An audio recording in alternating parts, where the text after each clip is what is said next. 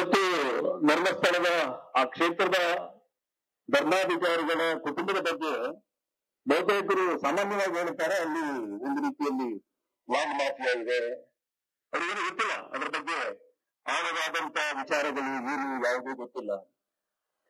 ನಾನು ಅಂತವರಿಗೆಲ್ಲ ನಾನು ಸ್ವಲ್ಪ ಸ್ಟಡಿ ಮಾಡಿ ಕೇಳಿದೆ.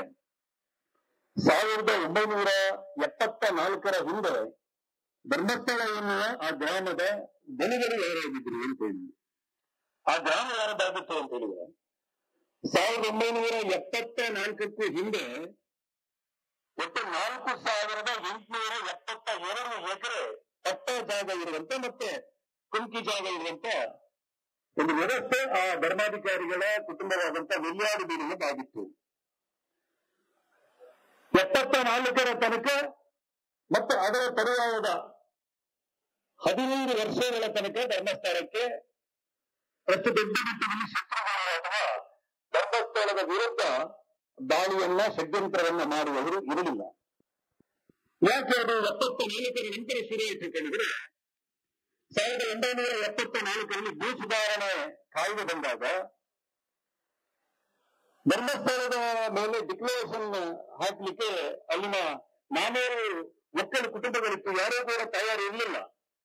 ಆ ಸಂದರ್ಭದಲ್ಲಿ ವೀರೇಂದ್ರ ಹೆಗ್ಗಡೆ ಅವರೇ ನೀವು ಡಿಕ್ಲರೇಷನ್ ಹಾಕಿ ಟ್ರಿಬ್ಯುನಲ್ ತನಿಖೆಯಲ್ಲಿ ನೋ ಅಬ್ಜೆಕ್ಷನ್ ಅಂತೇಳಿ ನಾವು ಹೇಳ್ತೇವೆ ಅಂತೇಳಿ ಇವರೇ ಖುದ್ದಾಗಿ ಮನವಿಯನ್ನು ಮಾಡಿಕೊಂಡಿರುವಂತದ್ದು. ಅಧಿಕಾರಿಗಳಲ್ಲಿ ಹೇಳಿ ಯಾರ ಬಳಿಯಲ್ಲಿ ಅವರು ಏನು 400 ಒಕ್ಕಲು ಕುಟುಂಬಗಳಿವೆ, ಎಷ್ಟು ಭೂಮಿಯ ಅನುಭವದಲ್ಲಿದೆ ಅವರಿಗೆ ಕೊಡಬೇಕು ಅನ್ನೋ ರೀತಿಯಲ್ಲಿ ಇವರೇ ಕೂಡ ದೇಶದ ಚರಿತ್ರೆಯಲ್ಲೇ ಬರಲಿರಬಹುದು ಇವರು ರಿಕ್ವೆಸ್ಟ್ ಮಾಡಿಕೊಂಡಿರುವುದು.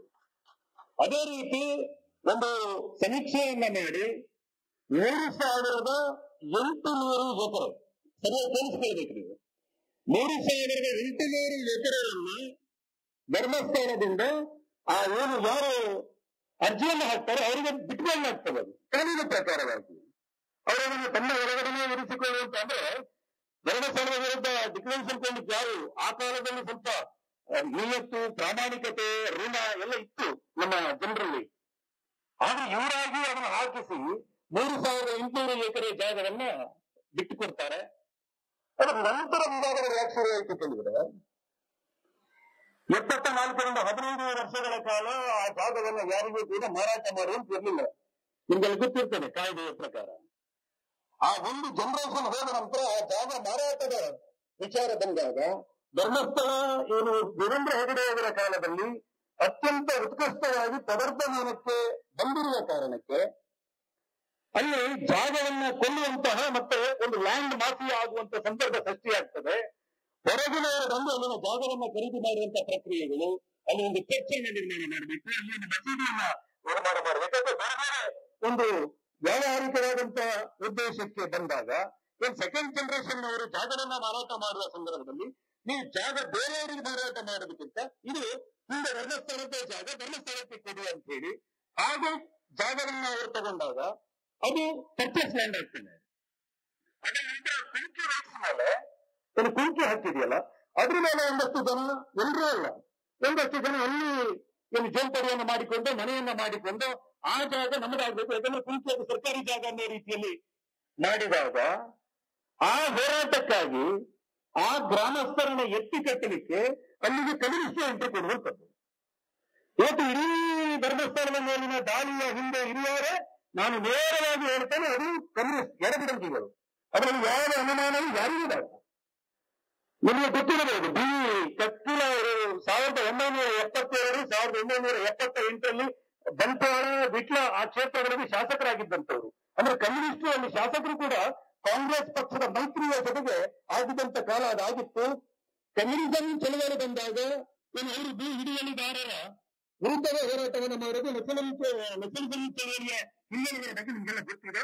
ಆ ಕಾಲದಿಂದ 1974ರ ನಂತರದ ಕಾಲದಲ್ಲಿ ಈ ರೀತಿಯ ವಿವಾದಗಳ ಸುಳಿಗೆ ಧರ್ಮಸ್ಥಳವನ್ನ ಸಿಲುಕಿಸುವಂತ ನಿರಂತರವಾದ ಪ್ರಯೋಗಗಳು ನಡೀತಲೇ ಬಂತು. ಇದು ಬಹಳ ಮುಖ್ಯವಾದಂತಹ ಅಂಶ. 1982ನೇ ಇಸ್ವಿಗೆ ಬಾಹುಬಲಿ ಮೂರ್ತಿಯ ಮಹಾಮಸ್ತಕಾಭಿಷೇಕದ ಸಂದರ್ಭದಲ್ಲಿ ಅದರ ನೆನಪಿಗಾಗಿ ವೀರೇಂದ್ರ ಹೆಗಡೆ ಅವರು ಒಂದು ನಿರ್ಣಯವನ್ನ ಮಾಡ್ತಾರೆ. ನಾವು ಇಡೀ ಬೆಳ್ತಂಗಡಿ ಏನು ಈ ಗ್ರಾಮವನ್ನ, ಈ ಬೆಳ್ತಂಗಡಿಯ ತಾಲೂಕನ್ನ ಒಂದು ಮಾದರಿಯಾದಂತಹ ಒಂದು ತಾಲೂಕನ್ನಾಗಿ ನಾವು ರೂಪಿಸಬೇಕು. ಈ ಬಾಹುಬಲಿಯ ಮತಕಾಭಿಷೇಕಕ್ಕೋಸ್ಕರ, ಅದರ ನೆನಪಿಗೋಸ್ಕರ ಅಂತೇಳಿ 1987ರಿಂದ ಒಂದು ಗ್ರಾಮಾಭಿವೃದ್ಧಿ ಯೋಜನೆಯ ಪರಿಕಲ್ಪನೆ ಅನ್ನುವಂಥದ್ದು ಬಂದು ಅಲ್ಲಿ ಸ್ಥಾಪನೆಯನ್ನು ಮಾಡ್ತಾರೆ. ಮನೆ ಮನೆಗೆ ಪಾತ್ರ ತಗರಗಳನ್ನ ನೀಡುವಂಥದ್ದು, ಹುಲ್ಲಿನ ಮನೆಗಳಿಗೆ, ಆ ಹುಲ್ಲಿನ ಮನೆಗಳಿಗೆ ಅವರಿಗೆ ಪಕ್ಕಾಸು ಮತ್ತೆ ಹಂಚುಗಳನ್ನ ಕೊಡುವಂಥದ್ದು, ಜಂತರಿಗಳಲ್ಲಿ ಇರುವವರೆಲ್ಲ ಒಂದು ಹಂಚಿಗೆ ಮಾಡಿ ಮನೆಗಳಿಗೆ ಬರುವ ಹಾಗೆ ಮಾಡುವಂಥದ್ದು, ಎಲ್ಲರ ಮನೆಗೆ ತೆಂಗಿನ ಗಿಡಗಳನ್ನು ಕೊಡುವಂಥದ್ದು, ತಿಂಗಳು ಕಡುಬಡತನದಲ್ಲಿ ಇರುವವರಿಗೆ ಅವರಿಗೆ ಬೇಕಾದಂತಹ ಊಟಕ್ಕೆ ಬೇಕಾದಂತಹ ವ್ಯವಸ್ಥೆಗಳನ್ನ, ಅಕ್ಕಿಗಳನ್ನ, ಪಡಿಯಕ್ಕಿಗಳನ್ನ ಕೊಡುವಂಥದ್ದು, ಇಂಥದೆಲ್ಲ ಒಂದು ಒಳ್ಳೆಯ ಕಲ್ಪನೆಯ ಜೊತೆಗೆ ವೀರೇಂದ್ರ ಹೆಗಡೆ ಅವರನ್ನು ಶುರು ಮಾಡಿದಾಗ ಅದರ ಜೊತೆಗೆ ಒಬ್ಬರು ವ್ಯಕ್ತಿಗಳು ಸೇರ್ಕೊಳ್ತಾರೆ. ಅದು ಸೋಮನಾಥ ನಾಯಕ್ ಅಂತೇಳಿ ಒಬ್ಬ ವ್ಯಕ್ತಿ. ಸೋಮನಾಥ ನಾಯಕ್ ಅವರ ಹೆಂಡತಿ ಇದರ ಮ್ಯಾನೇಜರ್ ಆಗ್ತಾರೆ. ಸೋಮನಾಥ ನಾಯಕ್ ಸಾಧಾರಣ ಒಳ್ಳೆ ಬುದ್ಧಿವಂತ ವ್ಯಕ್ತಿ ಇದ್ದರು. ಅಲ್ಲಿ ಒಂದು ತತ್ವ ನೋಡ್ತದೆ ಅಂತ ಹೇಳಿದ್ರೆ, ಆ ಕಾಲದಲ್ಲಿ ಅಲ್ಲಿನ ಹಾಡಿಗಳಲ್ಲಿ ಇರುವಂತಹ ಕೆಲವು ಕುಟುಂಬಗಳು ಆಮಿಷಕ್ಕೆ ಬಲಿಯಾಗಿ ಅವರ ಮನೆಗಳಲ್ಲಿ ಆಗಲೇ ಶಿಬಿರಗಳು ಬಂದು ಕೂತಿವೆ. ಅವರ ಮನೆಯ ಮುಂದೆ ಇದ್ದಂತ ತುಳಸಿ ಕಟ್ಟವನ್ನು ಹೊರಗೆ ಅಲ್ಲಿ ಶಿಬಿರಗಳನ್ನು ನೀಡಲಾಗಿತ್ತು. ಈ ಗ್ರಾಮಾಭಿವೃದ್ಧಿ ಯೋಜನೆ ಜೊತೆಗೆ ಅಂತಹ ಮನೆಗಳಿಗೆ ಹೋಗಿ ಅವರಿಗೆ ಆರ್ಥಿಕವಾದಂತಹ ಶಕ್ತಿಯನ್ನು ಕೊಡುವ ಭರವಸೆಯನ್ನು ನೀಡಿ ಅದನ್ನ ಮಾಡಿ ಆ ಶಿಬಿರಗಳನ್ನು ಹೊರಗಡೆ ತಂದು ದೇವರ ಫೋಟೋವನ್ನ, ಮಂಜುನಾಥ ಸ್ವಾಮಿಯ ಫೋಟೋವನ್ನು ಅವರ ಮನೆಯೊಳಗಡೆ ಹಾಕುವಂತಹ ಪ್ರಕ್ರಿಯೆಗಳು ನಡೀತದೆ. ಬಹಳ ವಿಶೇಷವಾದಂತಹ ಬೆಳವಣಿಗೆ ಇದು. ನಾನಿಲ್ಲಿ ಕಟ್ಟುವಂತ ಕಥೆಯಲ್ಲ, ನೀವು ಅಲ್ಲಿ ಆ ಭಾಗಕ್ಕೆ ಹೋಗಿ ಇದನ್ನ ತನಿಖೆ ಮಾಡಬೇಕು, ತಿಳ್ಕೊಳ್ಬೇಕು ನೀವು. ಆ ಬೆಳವಣಿಗೆಗಳಲ್ಲೇ ಇದ್ದವರು ನಮ್ಮ ಸೋಮನಾಥ ನಾಯಕರು. ಅವರು ಒಂದು ಯೋಚನೆಯನ್ನು ಮಾಡ್ತಾರೆ. ಇಷ್ಟೆಲ್ಲ ಒಂದು ಬಹಳ ಬರಕಟ್ಟು ಜನರ ಅಭಿವೃದ್ಧಿಗಳಾಗ್ತಾ ಇದೆ. ಇಲ್ಲಿ ಧರ್ಮಸ್ಥಳದವರು ಇದರಿಂದ ಏನು ಆರ್ಥಿಕವಾದ ಕ್ರೋಢೀಕರಣದ ಯೋಚನೆಗಳಿಲ್ಲ, ಹಾಗಾಗಿ ನಾನೇನಾದ್ರೂ ಮಾಡಬಹುದಾ ಅಂತ ಹೇಳಿ ಅವರೊಂದು NGO ಮಾಡಿಕೊಂಡು NGO ಸರಿತೆಯನ್ನು ಕೊಟ್ಟು ವಿದೇಶಿ ಫಂಡ್ಗಳನ್ನ ತರಿಸ್ಕೊಳ್ತಾರೆ. ಈ ದೂರು ವೀರೇಂದ್ರ ಹೆಗಡೆಯವರಿಗೆ ಅಲ್ಲಿನ ವ್ಯವಸ್ಥೆಯ ಹೊರಗಡೆ ಇರುವವರ ಮೂಲಕ ಬಂದು ತಿಳಿದಾಗ ಅವರ ಹೆಂಡತಿ ಸಮೇತ ಅವರನ್ನ ಹೊರಗಡೆ ಹಾಕಿ ಬಿಡ್ತಾರೆ. ಇದು ಬಹಳ ಬಹಳ ದೊಡ್ಡ ಒಂದು ದೇಶಕ್ಕೆ, ಸೋಮನಾಥ ನಾಯಕರಿಗೆ ಧರ್ಮಸ್ಥಳದ ವ್ಯವಸ್ಥೆಯ ಮೇಲೆ ಒಂದು ದೇಶ ಸೃಷ್ಟಿಯಾಗಲಿಕ್ಕೆ ಮೊದಲ ಹಂತದ ಬಹಳ ದೊಡ್ಡ ಪ್ರಮಾಣದ ಕಾರಣ ಆಗುತ್ತೆ. ಅದರ ನಂತರ ಇವರ ಮೇಲೆ ಇದೇ ಕುಂಕಿ ಹಕ್ಕಿನ ಹೋರಾಟಗಳೇನಿವೆ ಆ ವಿಚಾರಗಳನ್ನೇ ಇಟ್ಟುಕೊಂಡು ಅವರ ಮೇಲೆ ನಿರಂತರವಾದ ಅಪಪ್ರಚಾರಗಳು ನಡೀತಾ ಹೋಗ್ತಾ ಬಂತು. ಅದರ ಮೇಲೆ ಮಾನನಷ್ಟ ಮೊಕದ್ದಮೆಯನ್ನು ಹಾಕಿ ಸೋಮನಾಥ ನಾಯಕರಿಗೆ ತಾಲೂಕು ಕೋರ್ಟ್ ನಲ್ಲಿ ಶಿಕ್ಷೆ ಆಗತ್ತೆ. ಆಮೇಲೆ ಅವರು ಅದನ್ನ ಅಪೀಲ್ ಮಾಡ್ತಾರೆ, ಸೆಷನ್ ಕೋರ್ಟ್ ಅಲ್ಲಿ ಶಿಕ್ಷೆ ಆಗತ್ತೆ, ಹೈಕೋರ್ಟ್ ಹೋಗ್ತಾರೆ. ಅಲ್ಲೂ ಕೂಡ ಕೆಳಗಿನ ಕೋರ್ಟಿನ ಶಿಕ್ಷೆಯನ್ನು ಅವರು ಎತ್ತಿ ಹಿಡಿತಾರೆ. ಸುಪ್ರೀಂ ಕೋರ್ಟ್ ಹೋಗೋಕ್ಕಾಗಲ್ಲ, ಯಾಕಂದ್ರೆ ಸರೆಂಡರ್ ಆಗಿ ಆ ಸರ್ಟಿಫಿಕೇಟ್ ಮೇಲೆ ಸುಪ್ರೀಂ ಕೋರ್ಟ್ ಅಲ್ಲಿ ಚಾಲೆಂಜ್ ಮಾಡಬೇಕು. ಆ ಕಾರಣಕ್ಕೆ ಸೋಮನಾಥ ನಾಯಕರು ಜೈಲಿಗೆ ಹೋಗ್ತಾರೆ. ಎರಡೆರಡು ದೇಶದ ಕಿಡಿ ಒತ್ತಿಕೊಳ್ಳಕ್ಕೆ ಆ ಸಂದರ್ಭದಲ್ಲಿ ಶುರುವಾಗುತ್ತೆ. ಈ ಸೋಮನಾಥ ನಾಯಕರು ಸರಿಯಾದ ಸಮಯವನ್ನ ಕಾಯ್ತಾ ಇದ್ದಾಗ ಜೈಲಿಗೆ ಹೋಗಿ ಬಂದಷ್ಟೇ ಅವರು ಸುಪ್ರೀಂ ಕೋರ್ಟ್ ನ ಟೇಬಲ್ಗೆ ಈ ಅಪೀಲ್ ಬರೋದು ಹೊರಗಡೆ ಆ ಜೈಲಿನ ಅವರ ಶಿಕ್ಷೆ ಮುಗಿದು 5-6 ತಿಂಗಳು ಶಿಕ್ಷೆ ಅನುಭವಿಸಿ ಹೊರಗಡೆ ಬರ್ತಾರೆ. ಒಟ್ಟಾರೆ ಅದೇ ಸಂದರ್ಭದಲ್ಲಿ ಇನ್ನೊಬ್ಬ ಶತ್ರು ಈಗಾಗಲೇ ನಾವು ನೋಡ್ತಾ ಇರುವಂತ ವ್ಯಕ್ತಿ ಆ ಮನುಷ್ಯನ ಎಂಟ್ರಿ ಆಗತ್ತೆ. ಅವನು ಕೂಡ ಇದೇ ಧರ್ಮಸ್ಥಳದಲ್ಲಿ ಮಾಂಡವ್ಯ ಮಾಡಿಕೊಂಡು ಅದ್ರ ಬಗ್ಗೆ ಬಹುಶಃ ಕೀರ್ತಿ ಶಂಕರಘಟ್ಟ ಮತ್ತೆ ಬಹಳ ಚೆನ್ನಾಗಿ ಮಾತಾಡ್ತಾರೆ ವಿಸ್ತಾರವಾಗಿ. ಮುಂಬೈನಿಂದ ಒಬ್ಬ ವ್ಯಕ್ತಿ ಮಹೇಶ್ ಶೆಟ್ಟಿ ಎನ್ನುವಂತ ವ್ಯಕ್ತಿ ಗಡಿಪಾರಾಗಿ ಅಲ್ಲಿಂದ ಪ್ರಕರಣ ದಾಖಲಾಗಿ ಯಾಕಂದ್ರೆ ಆತ ಊರಿಗೆ ಓಡಿ ಬಂದಿರ್ತಾನೆ. ಓಡಿ ಬಂದಂತ ವ್ಯಕ್ತಿ ಏನು ಕೆಲಸ ಇಲ್ಲ, ಕಾರ್ಯ ಇಲ್ಲ, ಇನ್ನೂ ಕೂಡ ಬೇರೆ ಮಧ್ಯವರ್ತಿಯ ಕೆಲಸಗಳನ್ನು ಮಾಡ್ಕೊಂಡಿದ್ದ. ಬೇರೆ ಬೇರೆ ಭಾಗದಲ್ಲಿ ಆತ ಹಿಂದೂ ಸಂಘಟನೆಯಲ್ಲಿ ಆರಂಭಿಕ ಬಾಲ್ಯದಿಂದಲೂ ಇದ್ದ ಎನ್ನುವಂತ ಉಲ್ಲೇಖಗಳನ್ನು ನಾವು ಕೇಳಿಸ್ಕೊಂಡಿದ್ದೀವಿ. ಅದು ಯಾವಾಗ ಆಗುತ್ತೆ ಅನ್ನೋದು ನಾನು ಹೇಳ್ತೀನಿ. ಹಾಗೆ ಇದ್ದಂತ ವ್ಯಕ್ತಿ ಆತನ ಕುಟುಂಬದ ಯುವತಿಯರುಗಳ ಮೇಲೆ, ಸಂಬಂಧಿಕ ಹುಡುಗಿಯ ಮೇಲೆ ಒಬ್ಬ ಹುಡುಗ ಕಿಂಡಲ ಮಾಡಿದ್ದಾನೆ ಅಂತೇಳಿ ಒಬ್ಬ ಬ್ಯಾರಿ ಹುಡುಗ ಒಬ್ಬ ಆ ಹುಡುಗಿ ಕಿರುಕುಳ ಕೊಟ್ಟಿದ್ದಾನೆ ಕಾರಣವನ್ನು ಇಟ್ಟುಕೊಂಡು ಆ ಹುಡುಗನ ಮೇಲೆ, ಆ ಬ್ಯಾರಿ ಹುಡುಗನ ಮೇಲೆ ದಾಳಿ ಮಾಡ್ತಾರೆ. ಮಹೇಶ್ ಶೆಟ್ಟಿ ಅಂಗಡಿ ಅವರಿಗೆ ಹೊಡಿತಾರೆ, ಅವರೊಂದು ಚೂರು ಅಂತ ಆಗುತ್ತೆ. ಈ ಪ್ರಕರಣದಲ್ಲಿ ಬೆಳ್ತಂಗಡಿ ವಸಂತ ಬಂಗೇರು ಶಾಸಕರಾಗಿದ್ದಂತ ಕಾಲ ಅದು. ಈ ಪ್ರಕರಣದಲ್ಲಿ 307 ಮಹೇಶ್ ಶೆಟ್ಟಿ ತಿಮರೋಡಿಯ ಮೇಲೆ ದಾಖಲಾಗುತ್ತೆ. ಮೇಲ್ಶೆಟ್ಟಿ ತಿಮ್ಮರೆಡ್ಡಿಯ ಬಂಧನ ಆಗುವಂತಹ ಸಂದರ್ಭ. ನಮ್ಮ ಬಿಜೆಪಿ ಪಕ್ಷದ ಬಿಜೆಪಿ ಪಕ್ಷದಲ್ಲಿ ಒಂದು ಹೋರಾಟ, ಯಾಕಂದ್ರೆ ಅವರು ದಾರಿ ಮೇಲೆ ಇದು ಮಾಡಿದರೆ ಹಿಂದೂ ಮುಸ್ಲಿಂ ವಿಷಯ ಆಗುತ್ತದೆ. ಅದೇನೋ ಒಂದು ಕನ್ಫ್ಯೂಷನ್ ಅಲ್ಲಿ ಆತನ ಪರವಾಗಿ ಒಂದು ಹೋರಾಟ ರೂಪುಗೊಳ್ತದೆ. ಅವನನ್ನು ಬಿಡಿಸ್ಕೊಂಡು ಬರ್ತಾರೆ. ಹಿರಿಯ ನಾಯಕರಿದ್ದಾರೆ ಅವರೆಲ್ಲ, ಈಗಲೂ ಕೂಡ ಪಶ್ಚಾತ್ತಾಪ ಬರ್ತಾ ಇದ್ದಾರೆ. ಕಾರಣಕ್ಕೆ ಬಿಡಿಸ್ಕೊಂಡು ಬಂದ ವ್ಯಕ್ತಿ ಹಿಂದೂ ಸಂಘಟನೆ ಜೊತೆ ಆಗ ಕನೆಕ್ಟ್ ಆಗೋದು. ಆತ ತಾಲೂಕು ಹಿಂದೂ ಜಾಗರಣ ವೇದಿಕೆಯ ಸಂಚಾಲಕರು ಆಗ್ತಾರೆ. ಮುಂದೆ ಇದರ ನಂತರ ಒಂದು ಘೋಷ, ಮೊದಲ ಘೋಷ ಎಲ್ಲಿ ಶುರುವಾಗ್ತದೆ ಅಂತ ಹೇಳಿದ್ರೆ, ಈ ಹಿಂದೂ ಜಾಗರಣ ವೇದಿಕೆಯಲ್ಲಿ ಆಕ್ಟಿವಿಸ್ಟ್ ಆಗಿದ್ದಂತ ಹಿಂದೂ ಸಂಘಟನೆಗೆ ಅಡ್ಡರಿಸ್ತಾ ಇದ್ದಂತ ಮಹೇಶ್ ಶೆಟ್ಟಿ ತಿಮ್ಮರೆಡ್ಡಿ ಅಲ್ಲಿನ ರಿಕ್ಷಾ ಚಾಲಕ ಮಾಲಕರ ಸಂಘದ, ಉಜಿರೆಯ ರಿಕ್ಷಾ ಚಾಲಕ ಮಾಲಕರ ಸಂಘದ ಅಧ್ಯಕ್ಷರು ಕೂಡ ಆಗ್ತಾನೆ. ಆ ಸಂದರ್ಭದಲ್ಲಿ ಧರ್ಮಸ್ಥಳದಲ್ಲಿ ಒಂದು ಕರಾರನ್ನು ತಂದಿರ್ತಾರೆ ಅವರು. ಏನು, ಅಲ್ಲಿ ಆಟೋದವರು, ನೀವು ಉತ್ತರ ಕರ್ನಾಟಕ ಬೇರೆ ಬೇರೆ ಭಾಗದಿಂದ ಬರುವಂತ ಭಕ್ತರು ಅಲ್ಲಿ 70 ರೂಪಾಯಿ 60 ರೂಪಾಯಿ ಬಸ್ ಟಿಕೆಟ್ ಮಾಡ್ಕೊಂಡು ಬಂದ್ರೆ ಆಟೋದಲ್ಲಿ ಇಲ್ಲಿ ಬೇಕಾಬಿಟ್ಟಿ ದರವನ್ನ ಮಾಡುವಂಥದ್ದು, ಜೀಪ್ನವರು ಹೇಳಿದಷ್ಟು ಕೊಡಬೇಕು ಅನ್ನುವಂಥದ್ದು, ಈ ಹಗಲ್ಬೇರೆ ಮಾಡುವಂಥದ್ದು, ಈ ತರಹದ ದೂರುಗಳು ಬಂದಾಗ ಅಲ್ಲಿನ ಧರ್ಮಾಧಿಕಾರಿಗಳು ಇಲ್ಲಿ ನಮ್ಮಲ್ಲಿ ಯಾರೇ ಆಟೋದವರು ಇರ್ಲಿ ಅವರಿಗೆ ಒಂದು ಡಿ ನಂಬರ್ ಅಂತ ಹೇಳಿ ನಾವು ಕೊಡ್ತೇವೆ. ಆ ಡಿ ನಂಬರ್ ಮೂಲಕ ಅದರಲ್ಲಿ ದರ ಪಟ್ಟಿಯನ್ನು ನಿಗದಿಪಡಿಸಬೇಕು. ಅದು ಅಂತವ್ರಿಗೆ ಮಾತ್ರ ಇಲ್ಲಿ ಅವಕಾಶ ಅಂತೇಳಿ ಹೇಳಿದಾಗ ಉಜಿರೆಯವರಿಗೆ ಮತ್ತೆ ಡಿ ನಂಬರ್ ಆಟೋದವರಿಗೆ ಒಂದು ಸಂಘರ್ಷ ಸ್ಟಾರ್ಟ್ ಆಗ್ತದೆ. ಅದನ್ನು ಧರ್ಮಸ್ಥಳದವರಿಗೆ ಇದು ಆತರ ಏನು ಆಟೋದವರಿಗೆ ದಬ್ಬಾಳಿಕೆ ಅನ್ನೋ ರೀತಿಯಲ್ಲಿ ಮಹೇಶ್ ಶೆಟ್ಟಿ ತಿಮ್ಮರೆಡ್ಡಿ ಅವರು ಇಲ್ಲಿ ಬಂದು ಬಲವಂತವಾಗಿ ಆ ಆಟೋ ಚಾಲಕರನ್ನ ಕೀಳಿಸಲಿಕ್ಕೆ ಟ್ರೈ ಮಾಡಿದಾಗ ಆಟೋ ಚಾಲಕರು ಮಹೇಶ್ ಶೆಟ್ಟಿ ತಿಮ್ಮರೆಡ್ಡಿಯವರಿಗೆ ಹೊರದು ಕಳಿಸ್ತಾರೆ. ಇದು ಧರ್ಮಸ್ಥಳದವರು ನೀವು ನೋಡ್ತಿದ್ರು ಅಂತ ಮಹೇಶ್ ಶೆಟ್ಟಿ ತಿಮ್ಮರೆಡ್ಡಿಯ ತಲೆಯಲ್ಲಿ ಮತ್ತೊಂದು ದೇಶ ಶುರುವಾಗ್ತದೆ. ಆದ್ರೆ ಆ ದೇಶ ಸ್ಫೋಟಗೊಳ್ಳಲಿಕ್ಕೆ ಅಂತ ಒಂದು ವೇದಿಕೆ ಆಗಿರಲಿಲ್ಲ. ಅದು ಹೊರಗಿಂದ ಹೊರಗೆ ಬೆಂಕಿಗೆ ಬೂದಿ ಮುಚ್ಚಿದ ಕೆಂಡದ ಹಾಗೆ ಇರ್ತದೆ. ಅದರ ನಂತರ ಒಂದು ಇಂಜಿನಿಯರಿಂಗ್ ಕಾಲೇಜನ್ನ, ಮೆಡಿಕಲ್ ಕಾಲೇಜನ್ನ ಮಾಡಬೇಕು ಅಂತ ಹೇಳಿ ಧರ್ಮಸ್ಥಳದವರು ನಿರ್ಣಯ ಮಾಡ್ತಾರೆ. ಅದಕ್ಕಾಗಿ ಅವರು ಜಾಗವನ್ನ ಖರೀದಿ ಮಾಡ್ತಾರೆ. ಇಂಥ ಭಾಗದಲ್ಲಿ ಜಾಗವನ್ನು ಅವರು ಗುರುತು ಮಾಡಿಕೊಂಡಿದ್ದಾರೆ ಅನ್ನುವಂತ ಒಂದು ಮೆಸೇಜ್ ಈ ಲ್ಯಾಂಡ್ ಡೀಲಿಂಗ್ ಮಾಡ್ತಾ ಇದ್ದಂತೆ ಮಹೇಶ್ ಶೆಟ್ಟಿ ಅನ್ನೋ ವ್ಯಕ್ತಿಗೆ ಸಿಗುತ್ತೆ. ಆಗ ವಿಷಯ ಅಲ್ಲಿನ ಯಾವ್ದಾದ್ರು ಫ್ಯಾಮಿಲಿ, ಅವರ ಫ್ಯಾಮಿಲಿಯ ಅಷ್ಟೂ ಜಾಗವನ್ನ ಈತನ ಸಹೋದರ ದುಬೈನಲ್ಲಿ ಮೋಹನ್ ಶೆಟ್ಟಿ ಅಂತ ಹೇಳಿದ್ರು, ಅವರ ಬಂಡವಾಳವನ್ನ ಹೂಡಿಕೆ ಮಾಡಿ ಆ ಜಾಗವನ್ನು ಖರೀದಿ ಮಾಡಿ ಇವರಲ್ಲಿ ಆ ಲ್ಯಾಂಡ್ ಅನ್ನ ಮಾರುವಂತಹ ಎಲ್ಲ ಒಂದು ಯೋಚನೆಗಳನ್ನು ಮಾಡಿದಾಗ ಅದಕ್ಕಿಂತ ಮುಂದಿರುವಂತಹ ರಘುರಾಮ್ ಶೆಟ್ಟರ ಜಾಗವನ್ನು ಅವರು ಖರೀದಿ ಮಾಡ್ತಾರೆ. ರಘುರಾಮ್ ಶೆಟ್ಟರ ಜಾಗಕ್ಕೆ ಬಾರ್ಡರ್ ಆಗುವಾಗ ಮಹೇಶ್ ಶೆಟ್ಟರ ಜಾಗಕ್ಕೆ ಹೋಗ್ಲಿಕ್ಕೆ ಕಾಲುದಾರಿ ಮಾತ್ರ ಉಳಿಯುವಂಥದ್ದು. ಇದರಲ್ಲಿ ಹೂಡಿದ ಬಂಡವಾಳ ಕೂಡ ಹೋಯ್ತು, ಬಹಳ ಸಿಟ್ಟದಂತೆ, ಇವರು ನಮ್ಮ ವಿರುದ್ಧನೇ ಇದ್ದಾರೆ ಅನ್ನುವಂತ ಒಂದು ಸಿಟ್ಟು, ಇದೆಲ್ಲ ಒಟ್ಟಾಗ್ತಾ ಬಂದು ಮತ್ತೆ ಆ ಸಿಟ್ಟು ದೇಶ 3ನೇ ಹಂತ ಯಾವಾಗ ಹೊರದು ಅಂತ ಕೇಳಿದ್ರೆ ಇದು ಬಹಳ ಚೆನ್ನಾಗಿದೆ.